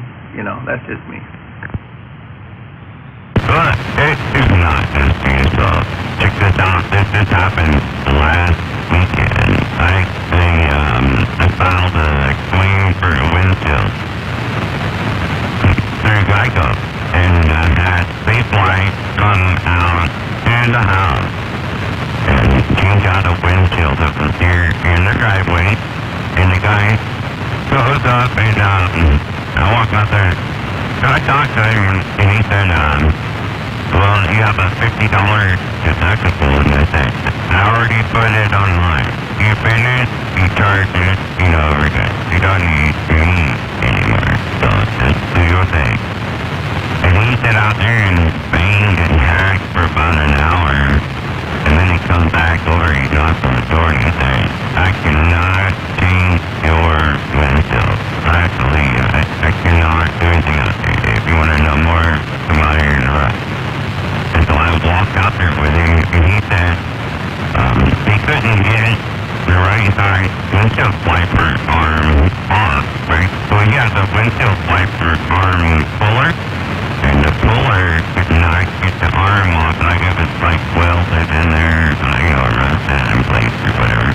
And he said the only way I could keep beating on it, but I'm gonna break the motor, I'm gonna do something, and then our company is liable, so I can't get it off. I've been trying for an hour and can't do that, so it's up to you. You got to get this fucking arm off of here, take it to a dealer, whatever, get it off of here and they call it back. So you can I went out to the garage and I don't even know where that thing came from. Anyway, hey, Westside, I swear to God, I don't know. I walked out in the garage, I opened my toolbox, and I went over to the left side where I have puller, and I had a windshield wiper puller new in a box, ready to sit there and going, what? Where the hell did I get that thing? I don't remember. So I just took the hood off. It's 4 bolts. I took the hood off, and then I can get to it. And I put the puller on there and pulled the windshield wiper over and cut it off, and I pulled it back and was like, hey, all that shit's out of your way now. Come change the windshield. And then, don't do anything else. Change the windshield, and I will put all the other stuff back because I took it off. I don't want you touching it. Wow, that guy bailed because he couldn't figure it out. And it was under, an insurance warranty thing or whatever you want to call it. But if that was a shop, and you took it to somebody's shop to do that, they probably would have spent 3 hours getting that windshield wiper off and charged you for it. That's why I don't like those guys. He told me it wasn't insurance. The insurance was paying for the windshield replacement, and my deductible was $50, so I had to pay $50. And he said I'm going to end up breaking more than I'm supposed to, because it's all figured. So this part is up to you. I said, okay, fine. Bye. And so he left. And I went out there, and I found a goddamn windshield wiper arm puller that I did not know I had. You know, it's perfect. It's spring-loaded, and it fits right on top. I just pulled the hood, and then I put the puller on there, and snap, it came right off in about 2 seconds. And I called him back. Yeah, Tim. Yeah, good job on that, for sure. You know, these places are getting so weird nowadays. I brought a truck of mine to Les Schwab, and I wanted him to rotate the tires. And it was under a warranty thing. And they went up there with that air gun that they run and put it on my back wheel, and you know, they worked all the way around the lug nuts, and for whatever reason, some reason or another, that one wheel was on pretty darn tight, and their air gun wasn't taking the lug nuts off. And I'm sitting there watching them through the window thinking, what the hell is this guy doing? I mean, I worked for Les Schwab many years ago, and we would just reach down there on the bottom of the gun and turn the little adjusting screw deal down there and turn up the air pressure, and, you know, to get the tougher bolts, you just turn up the air pressure a little bit. And, you know, he rattled on it for a while, and then went over and got another guy, and the other guy rattled on it for a while, and okay, let's say they don't have an adjustable air pressure air gun, all right? And that lug nut's coming off. Oh, what does a normal person do in that circumstance? They go over to their toolbox, and, you know, they pull out a breaker bar, you know, a nice 3-foot breaker bar or something, and they pop the socket off the air gun, and they put it on the breaker bar, and then they put it back on the lug nut, and they give it a little pressure, and the lug nut, you know, generally just loosens up, comes off. Well, their new policy was if they couldn't remove it with their air guns at the setting that they're set at, then that lug nut stud obviously has a problem, and they wouldn't rotate my tires. So I just said, okay. Well, put the other 3 back on. And I took it home, pulled in my driveway. I said, I'll bring it back to you after I loosen it up for you. And he said, okay. So I just brought it home and threw the breaker bar on it, and broke all 6 lug nuts loose, piece of cake, and just rotated the tires myself. Yeah, so I'm going to tell you a sad story about Walmart. Right? So the last time that my wife, she went to Walmart, and she got 4 brand new tires, and they mounted and balanced with 4 new tires on. And the next month, she had run over a nail or something, and I told her, I said, well, just go back to Walmart. You know, they put it in there. And so when she went over there, they said that they would not replace her tire because the vehicle was 4-wheel drive, and she had to buy 4 new tires. And so she came home, and I went back up there with her, and I talked to the person, and there's no shit, but he told me, he said, it's a 4-wheel drive vehicle. We will only change 4 tires. We will not do 1. And I said, well, I understand the reasoning behind it. I said, why don't you just change 2? How about just the fucking axle that you're talking about? Just change the two on the front. They're only a month old. Come on. He's like, nope, it's all four, it's nothing. I said, well, there's nothing. So I laughed, and I think we need to, I'm just making this name up, but I don't remember the guy's name. It's a Mexican guy that, had a little tire shop down at Royal Wine. I went over there and I said, hey, Juan Valdez, they, changed my fucking tire out, but dude, he's like, I can't do that. And there's he takes cash too. I said, how much is the front tube? You know, change both of the front tubes, you know, how about that? And he said, for the front tube was like $180. I said, but yeah, but what's the cash price? And he said, well, the cash price would be like $110. And I said, well, I got 90, bro. I got $90 there, you know, if you change it. But he's like, yeah, we're good. So I give you 90 cash off the book, 18 bucks. Oh, nice. That's a good business, man. And, no, I didn't know Walmart had that policy. But if your tires were under warranty with Walmart, wouldn't they be liable to change all 4 tires for free? He told me that the one had a nail in it, so they have to change all 4, but they covered the one, and I had to replace all 4 tires. And I told him to fuck off because I ain't buying 4 new tires this month, and I just bought 4 new tires last month. Oh, wow. That is like the most idiotic policy I think I've ever heard. Oh, wow. Hey, but you can go over to Juan Valdez. I just like to call him that. And you can just do whatever you want. I took a tire, and it was a spare, and I took it, you know, just on the rim, and I took it over to him, and I said, hey, I got the tire, and I got the rim. Take this old one off, put that one on, mount the balance, what he charged me. He said, $35. I said, what's the cash price? He said, $25.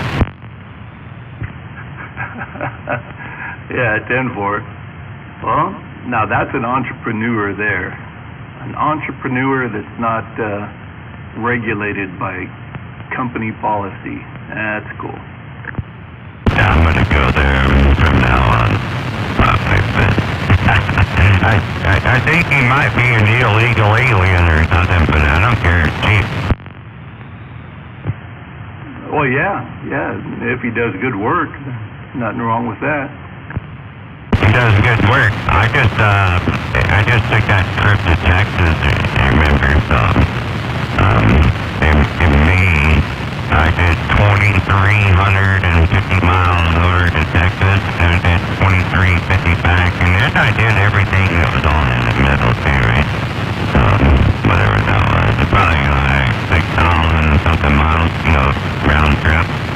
And when I left, I went over to him, and I said, I'm going to take this big long road trip. I want new tires before I leave, so find me 4 new tires that you got that fit these 17-inch wheels right now. And he came out with 4, and he's like, I got 4 brand new tires right here. And I said, yep, what's that? So it was like $650, you know, mounted and balanced and all that shit, right? So for $650, I was on the road, and I rode it the whole way there and back, and it's still going. Yeah, that's a killer price, man. For 17, that's a good price. Yeah, and it was all cash, right? So I know he's not claiming it. Yeah, 10.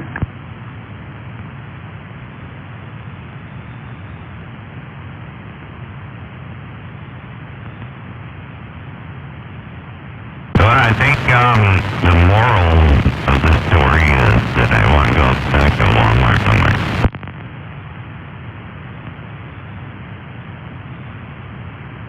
The only car stuff I buy at Walmart is batteries. Yeah, I don't do that no more because I can go to O'Reilly's.com and log in on my work address and get them at 20%, you know. Yeah, Ken, that's a very understandable reasoning there, no doubt.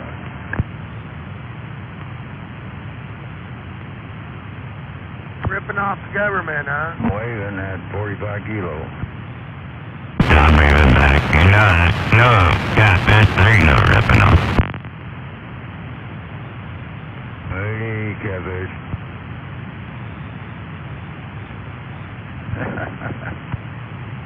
You know he had to throw that in, though.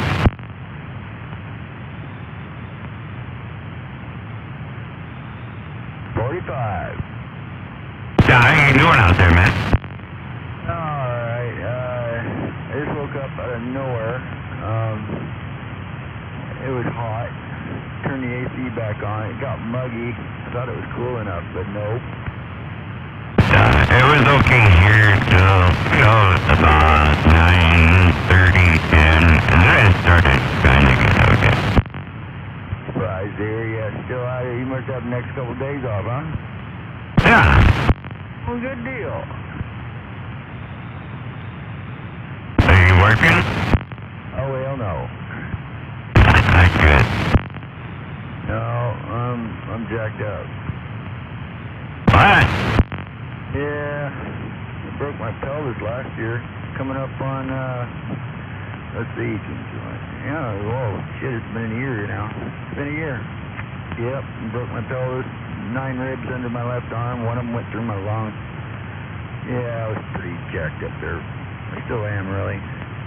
Putting that beam together, it's coming along nicely. You know, I was going to ask you that, you know, why was there pelvis stop you from, you know, working, but you explained it, so.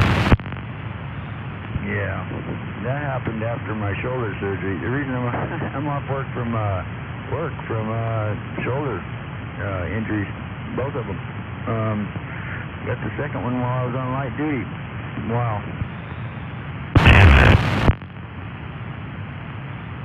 Well, I hope you're doing good out there. I heard your name called a few times out there on Skip. Yeah. I play around on 17 very rarely.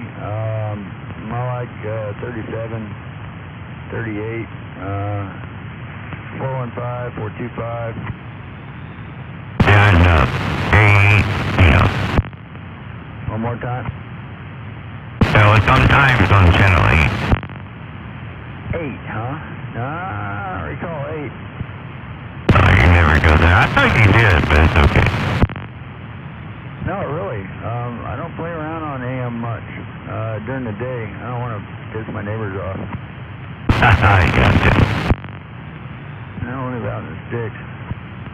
It's just like me.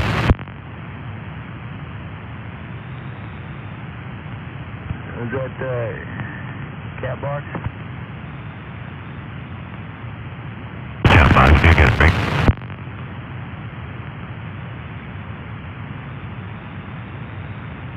Huh. Okay. I don't think you knew who you were. Yeah, been redesigning that tilt antenna part of the tower. Is it turning out good? Well, I thought about hanging the antenna from kind of like a drive line situation with just using the U-joint. But it's too big, it's too cumbersome, and I think what I'm going to do is use the same type of swivels that are found in a drive column, the steering column. You know how they get it around shit in the engine compartment. Same thing's going on in there, just smaller parts. Yeah, it's kind of like a U-joint. Exactly. Now I hang it from the tip of the tower, and I don't have to have it exactly pointed east and west to tip it over to the south. I tip the tower over to the south, and I want that antenna hanging straight down from it the whole way down. It'll stay horizontal, and I can put it wherever I want. Eye level, shoulder level, waist level. I'll be able to touch every element with my feet on the ground. I think I'm done climbing. I was kind of thinking about that too. So I was thinking about putting my beam back up tomorrow and stuff. You know what? It wouldn't take much. I just gotta hit the remote there and put everything down and then put it on there. Right? Yep. Yeah, I got a big, let's see, it's about a 4-inch pipe that I'm cementing into the hole of the pad. It's still got some 90-some bags of cement to get. That's going to be a killer. Well, I heard you were working on it, so I didn't know what your progress was, you know, or what you were doing. But, yeah, Triple M told me. Yeah, it's moving along slowly. I'm really kind of glad it's going slow because I've had a chance to think, you know, farther ahead, and there's just so many little jobs that are involved in this. I mean, God.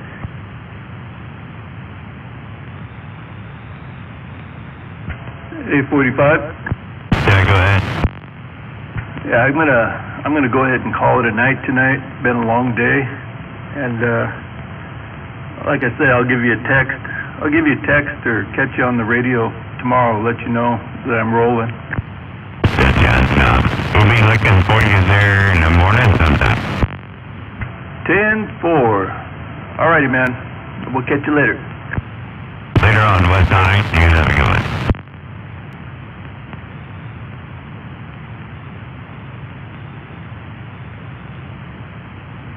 So yeah, I got rebar driven into the ground to get deeper, and then I found bedrock in it, so I sharpened up the rebar and I drove it right into the bedrock. So I've got all my rebar in. It's all welded together rather than wire it. I'm welding it all together so it's connected electrically, you know. I have spikes driven out from the box, horizontal-like, in a wagon wheel pattern. So after I'm all done and I got the cement poured, I can still go in there and ditch witch it and use a shovel and extend those wagon wheels if I want by welding more rebar onto it, just lengthening it. But yeah, I'll have the killer ground plane under it also. Yeah, that sounds pretty good, actually. So, you already know those, you know, electrically grounded is not the same as RF grounded, so. But you could put some electrical grounding in there, and you put them out in a pattern, so that it serves two purposes. So not only does it, you know, take out maybe some lightning strikes or something like that, but it also gives the ground plane to jump off of. Yes, that's what I figure, you know, yeah. No, it's just, I mean, when I say electrically connected, I mean, it's all welded together. All my rebar is connected, and there's a pedestal for the tower to sit on, and it is in the ground also, and that rebar is welded to it. Yeah. I like it. It sounds good. And I'll put me a brass fitting on the plate on top. It's about a 3/8 inch thick piece of steel. That's the plate. That's going to be the where the tip will mount to for the tip tower, you know. And then yeah, I'll have a piece of brass fitting there that all my grounds will go to. Yeah, it'll be grounded for sure. And I'll have that ground plane also. So that's pretty cool, man. Actually, so I know you didn't ask for a radio check, but I was just looking at the needle here, just paying attention, you know.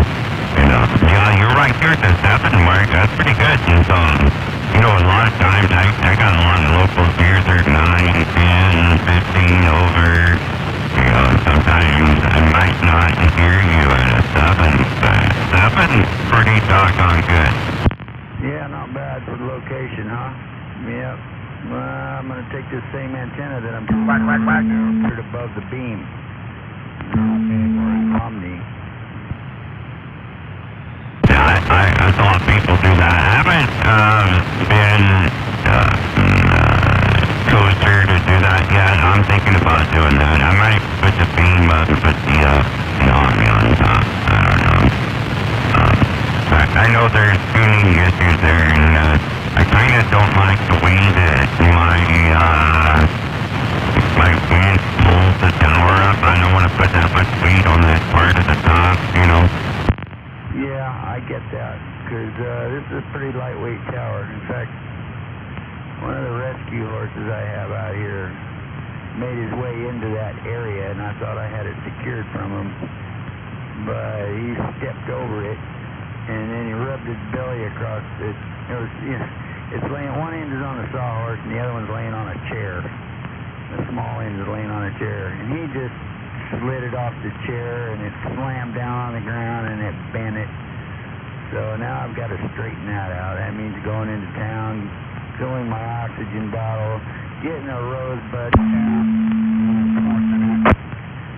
till it straightens itself out.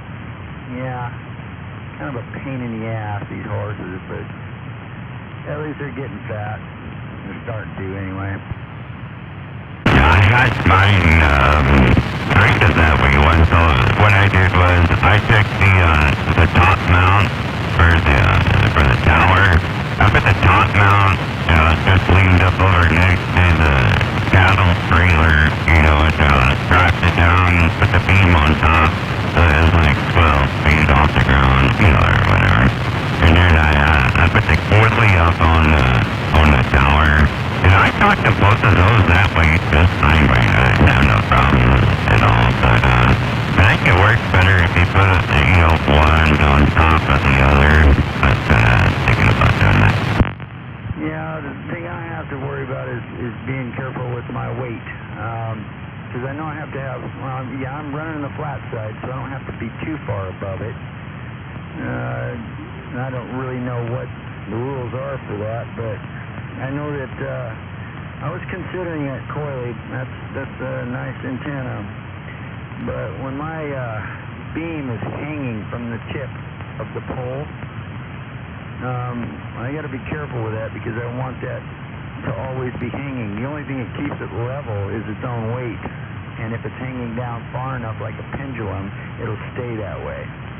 Now if I go putting an antron above that, then that's kind of offsetting the weight, and I got to be careful. It depends on how long the pole is that it's hanging from.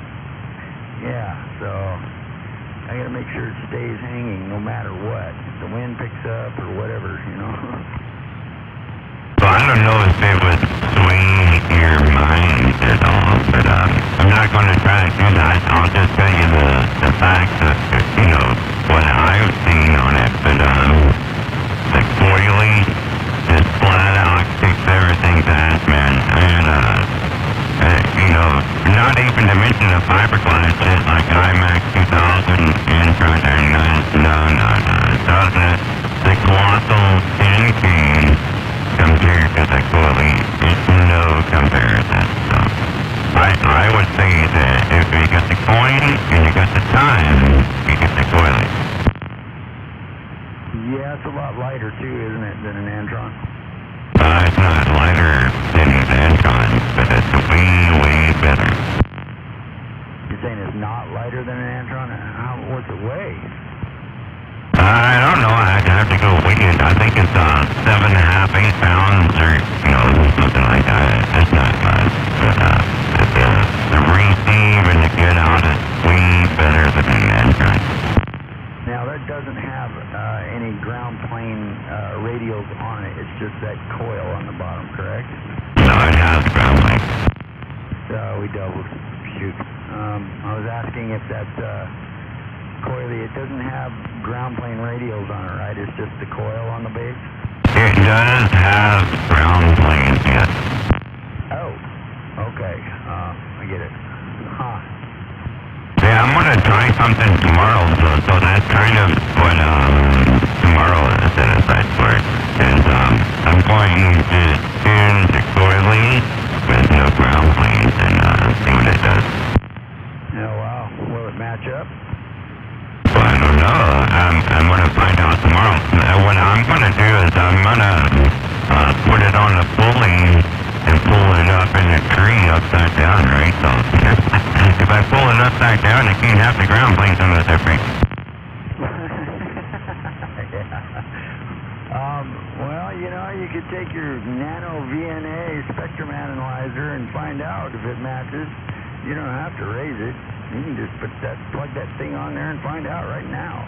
Oh, no, I already got that covered. I can do it on the ground. Yeah. Yeah, it'd be nice to know on the ground.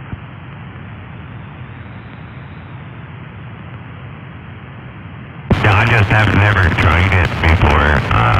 So the last time when I tuned the coily, like out of the box, I put 3 pieces of ground plane on it, and then I ran the analyzer, and it was no good, right? So it needed the 4th piece, but I think it was all about the measurement of the antenna, right? So if you get up that high in the air, you don't have to have the ground plane. You don't want to jump off at that point. You can jump off at the ground, right? Right, you can let it reach down to the ground. But then on the other hand, you're reaching down to that big boom right underneath it, though, you know? That's what I'm looking at anyway. That's what I'm looking at too. It will be interesting. Yep. Let's see. I'm building a 3rd section of that 2-section crank-up tower. It's just another one just like it underneath. It's got little guide rails on it, and when you crank it up, it just slides on it. And it's kind of interesting how it works. It looks really basic, so yeah, I'm just going to make it the same way, and I'll have an extra 21 feet of tower to use. And of course, you got to burn 3 feet of it because of the overlap, you know. But I think I'm going to be the boom should be about 62, 63 feet, I believe.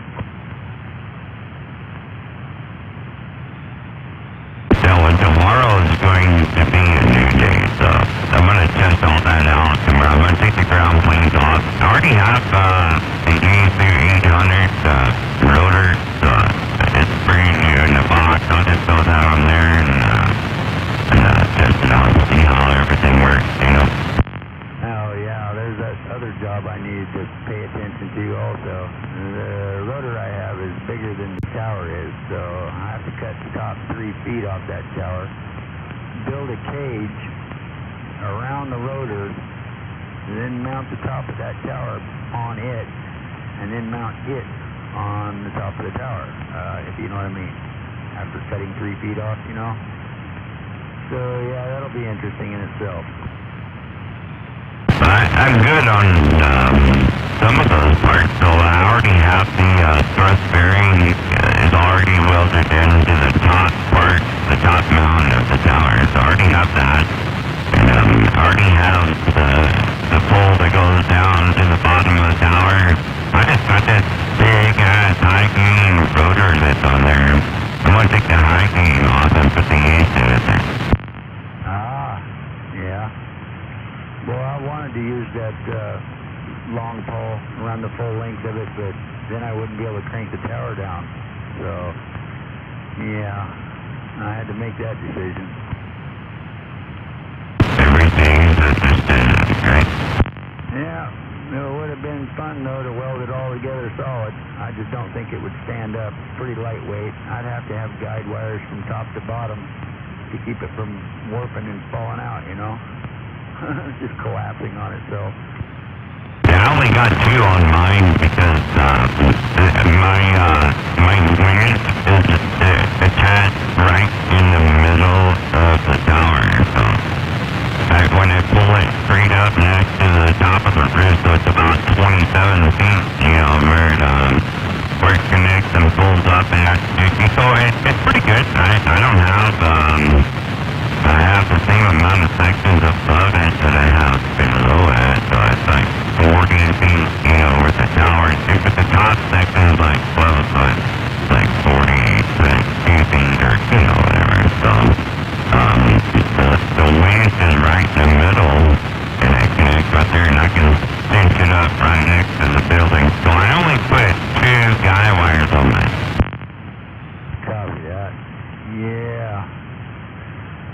Yeah, that's interesting. I'm going to have 2 guide wires to the south and 1 to the north. And hopefully I can just leave the ones on the south and just cut the one from the north loose. That's the way I figure it anyway. And I'll be using the winch on the Jeep. There'll be a cable that's hooked to the tower, and I will use it to hook onto the Jeep some 40-some feet away to lower it. And when I'm done raising it again, I'll just coil it up, hang it on the tower for the next time. It'll have its own cable. And that's completely separate from the crank-up part, you know. That's a whole other set of pulleys and another cable. Yeah, that sounds good, dude. Actually sounds like it'll work good, dude. You know, so I overkilled mine. I have a 12,500 pound winch. That's what mine thought. I didn't want to hear any kind of noise when the winch worked. I didn't want to hear it start drawing down when it was going up, you know. Right. Yeah, I figure over-engineer everything. That way you're sure, you know, you can feel safe about it. Yeah, I found some 3,000-pound pulley for four-wheeling, you know, and I want to run those on it so it's, you know, the purchase sort of thing, you know. I want it to pull easy, go slow. That way, if for any reason I have to stop in it, everything doesn't shudder, doesn't shake, doesn't get out of control, you know. Yeah, that's what I did. The 12.5, the reason that I did that was I had a smaller, I had like a 3,500 pound winch before. I used to haul cars with, so I pull cars going to the trailer, you know, and so that thing, if they didn't have wheels on them, if you try to drag them up on the trailer, the 3,500 would work your ass off trying to get up there. And then so one day the brake broke on the winch, right? The brake broke, so it got about halfway up and then the brake broke and the car slid back off the trailer. And you know what? I never want to see that happen on my tower. And the only way to do that, I'm going to overkill it. So yeah, I bought a 12,500 put on the tower. Copy that. Yeah, I got a 12,000-pound one also. That's sitting off the side. Like you said, I got the 12,500 on the Jeep. It's some, I think it's a China aftermarket thing, you know. It's, but everybody seems to like it. I mean, that's what everybody's running out in the woods. Oh yeah, it's all good. You know, anything that works, it's all good. You know, if you get it overrated, then it's not overrated for what you want. Right. Over-engineer everything. I get it. Yep. Unless it's going to cost you weight and a headache and make it bend over backwards. You don't want that.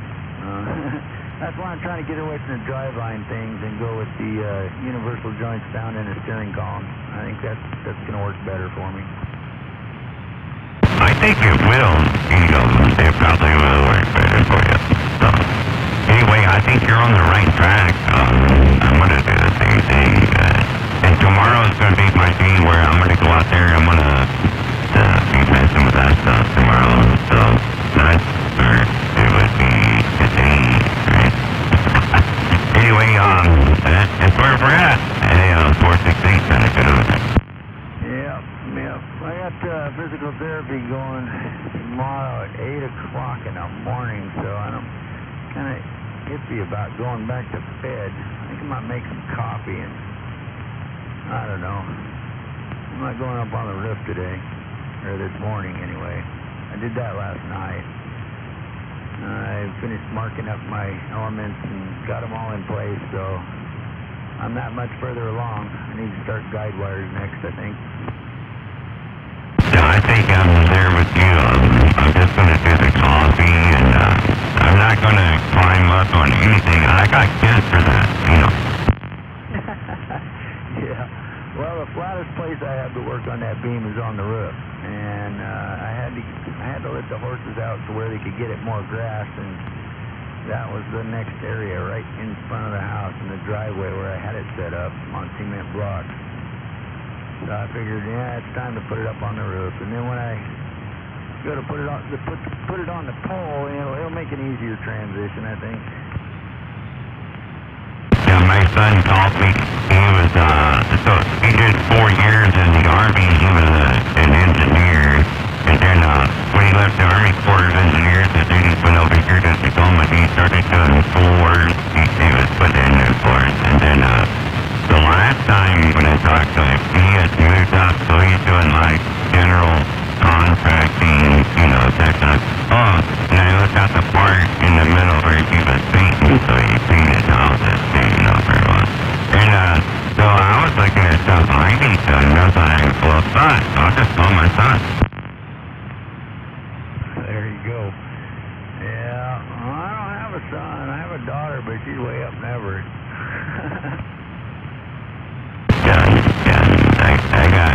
I got a basketball team there, right? Well, I think I'm going to make some coffee and then come back here and sit down and see what I hear. You going to be around? Yeah, I'm gonna do the same. I'm gonna go get some coffee, probably come back over here and stand back a little bit. Roger that. So yeah, I've been going out there. We'll check you later. 40 back, go. Okay.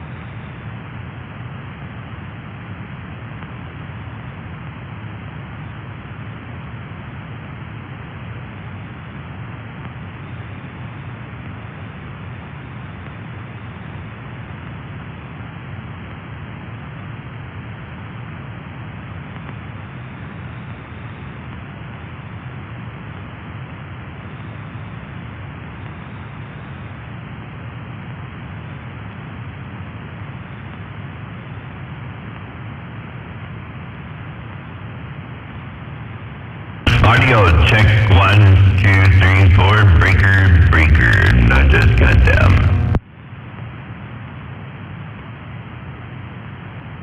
Cut down on the dummy load. 1, 2, 3, 4. 1, 2, 3, 4. Breaker. Cut down.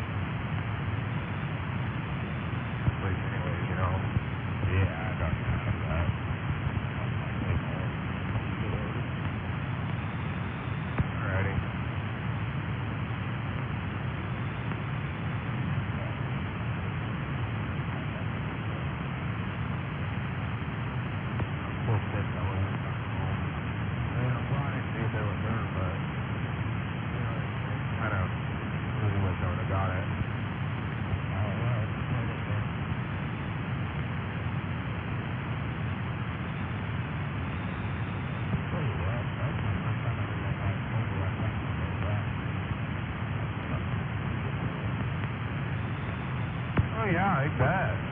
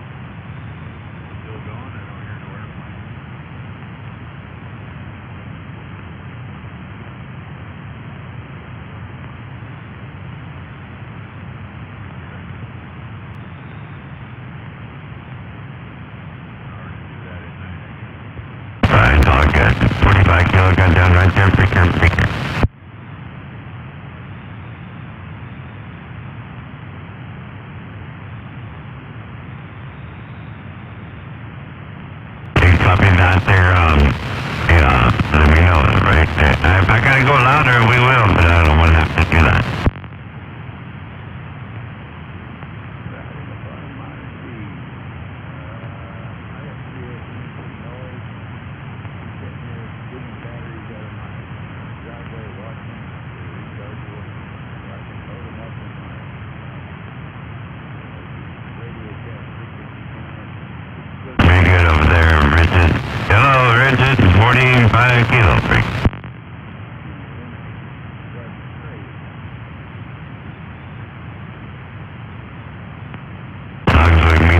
it's worth the break. Morning, 25 Kilo. Morning time.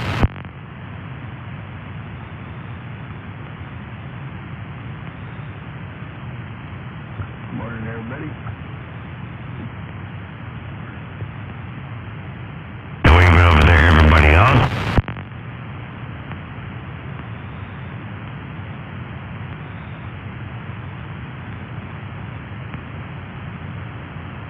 So I hear you guys say the fire was still going.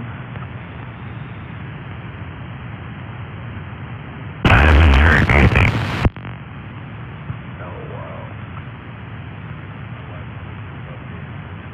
Remember it used to go for 2 days, now it goes for 2 hours.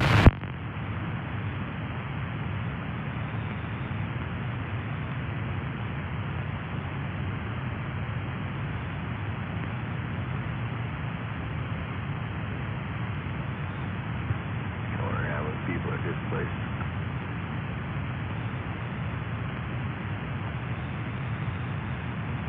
I was being selfish.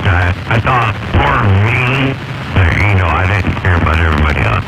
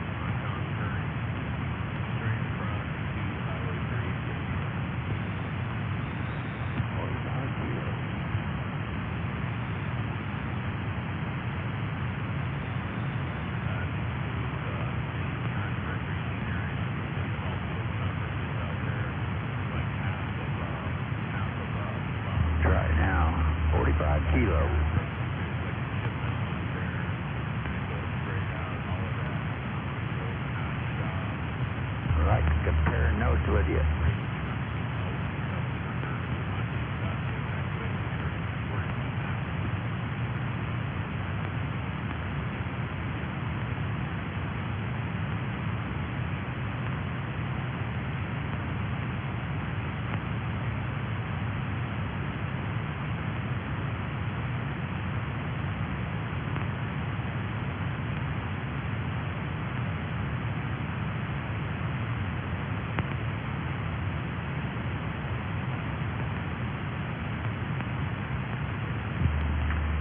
So I set up my radio to channel 1 on every band. Every band starts out at channel 1, lower sideband. So I get relatively something normal to compare with the previous band. And I sit there and I push the band changer. A, B, C, D, E, F, G, H, I, J. There is no noise on I and J. When I get back to A, there's a tremendous amount of noise. 7 S units. B, about 6. D, about 5. And then I scroll up on the channels and it comes down a little. And then go ahead and make the change to E. There's still a lot of noise in it. And I just keep changing the bands until you get to J and I and all the noise goes away. Now, what can create something like that? You know, that's a wide band of noise covering that many bands.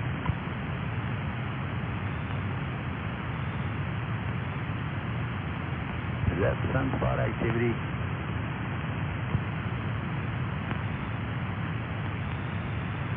Part of the skip mess?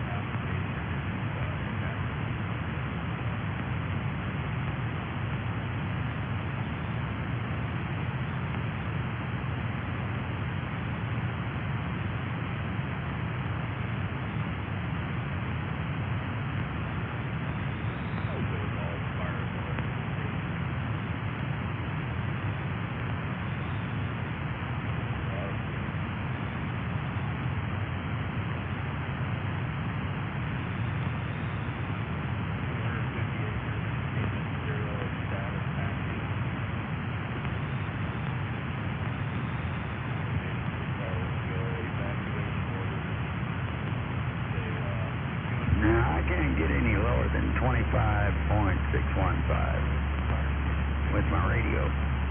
That would be band A. But when I turn on my frequency counter without an antenna, I'm picking up 7 megahertz of something that's obviously got to be strong because there's no antenna hooked up to it. Now, whatever this thing is, it obviously has harmonics coming clear up here. I just wonder if you have the same kind of RF noise and I should just give up looking here and call it worldwide or what?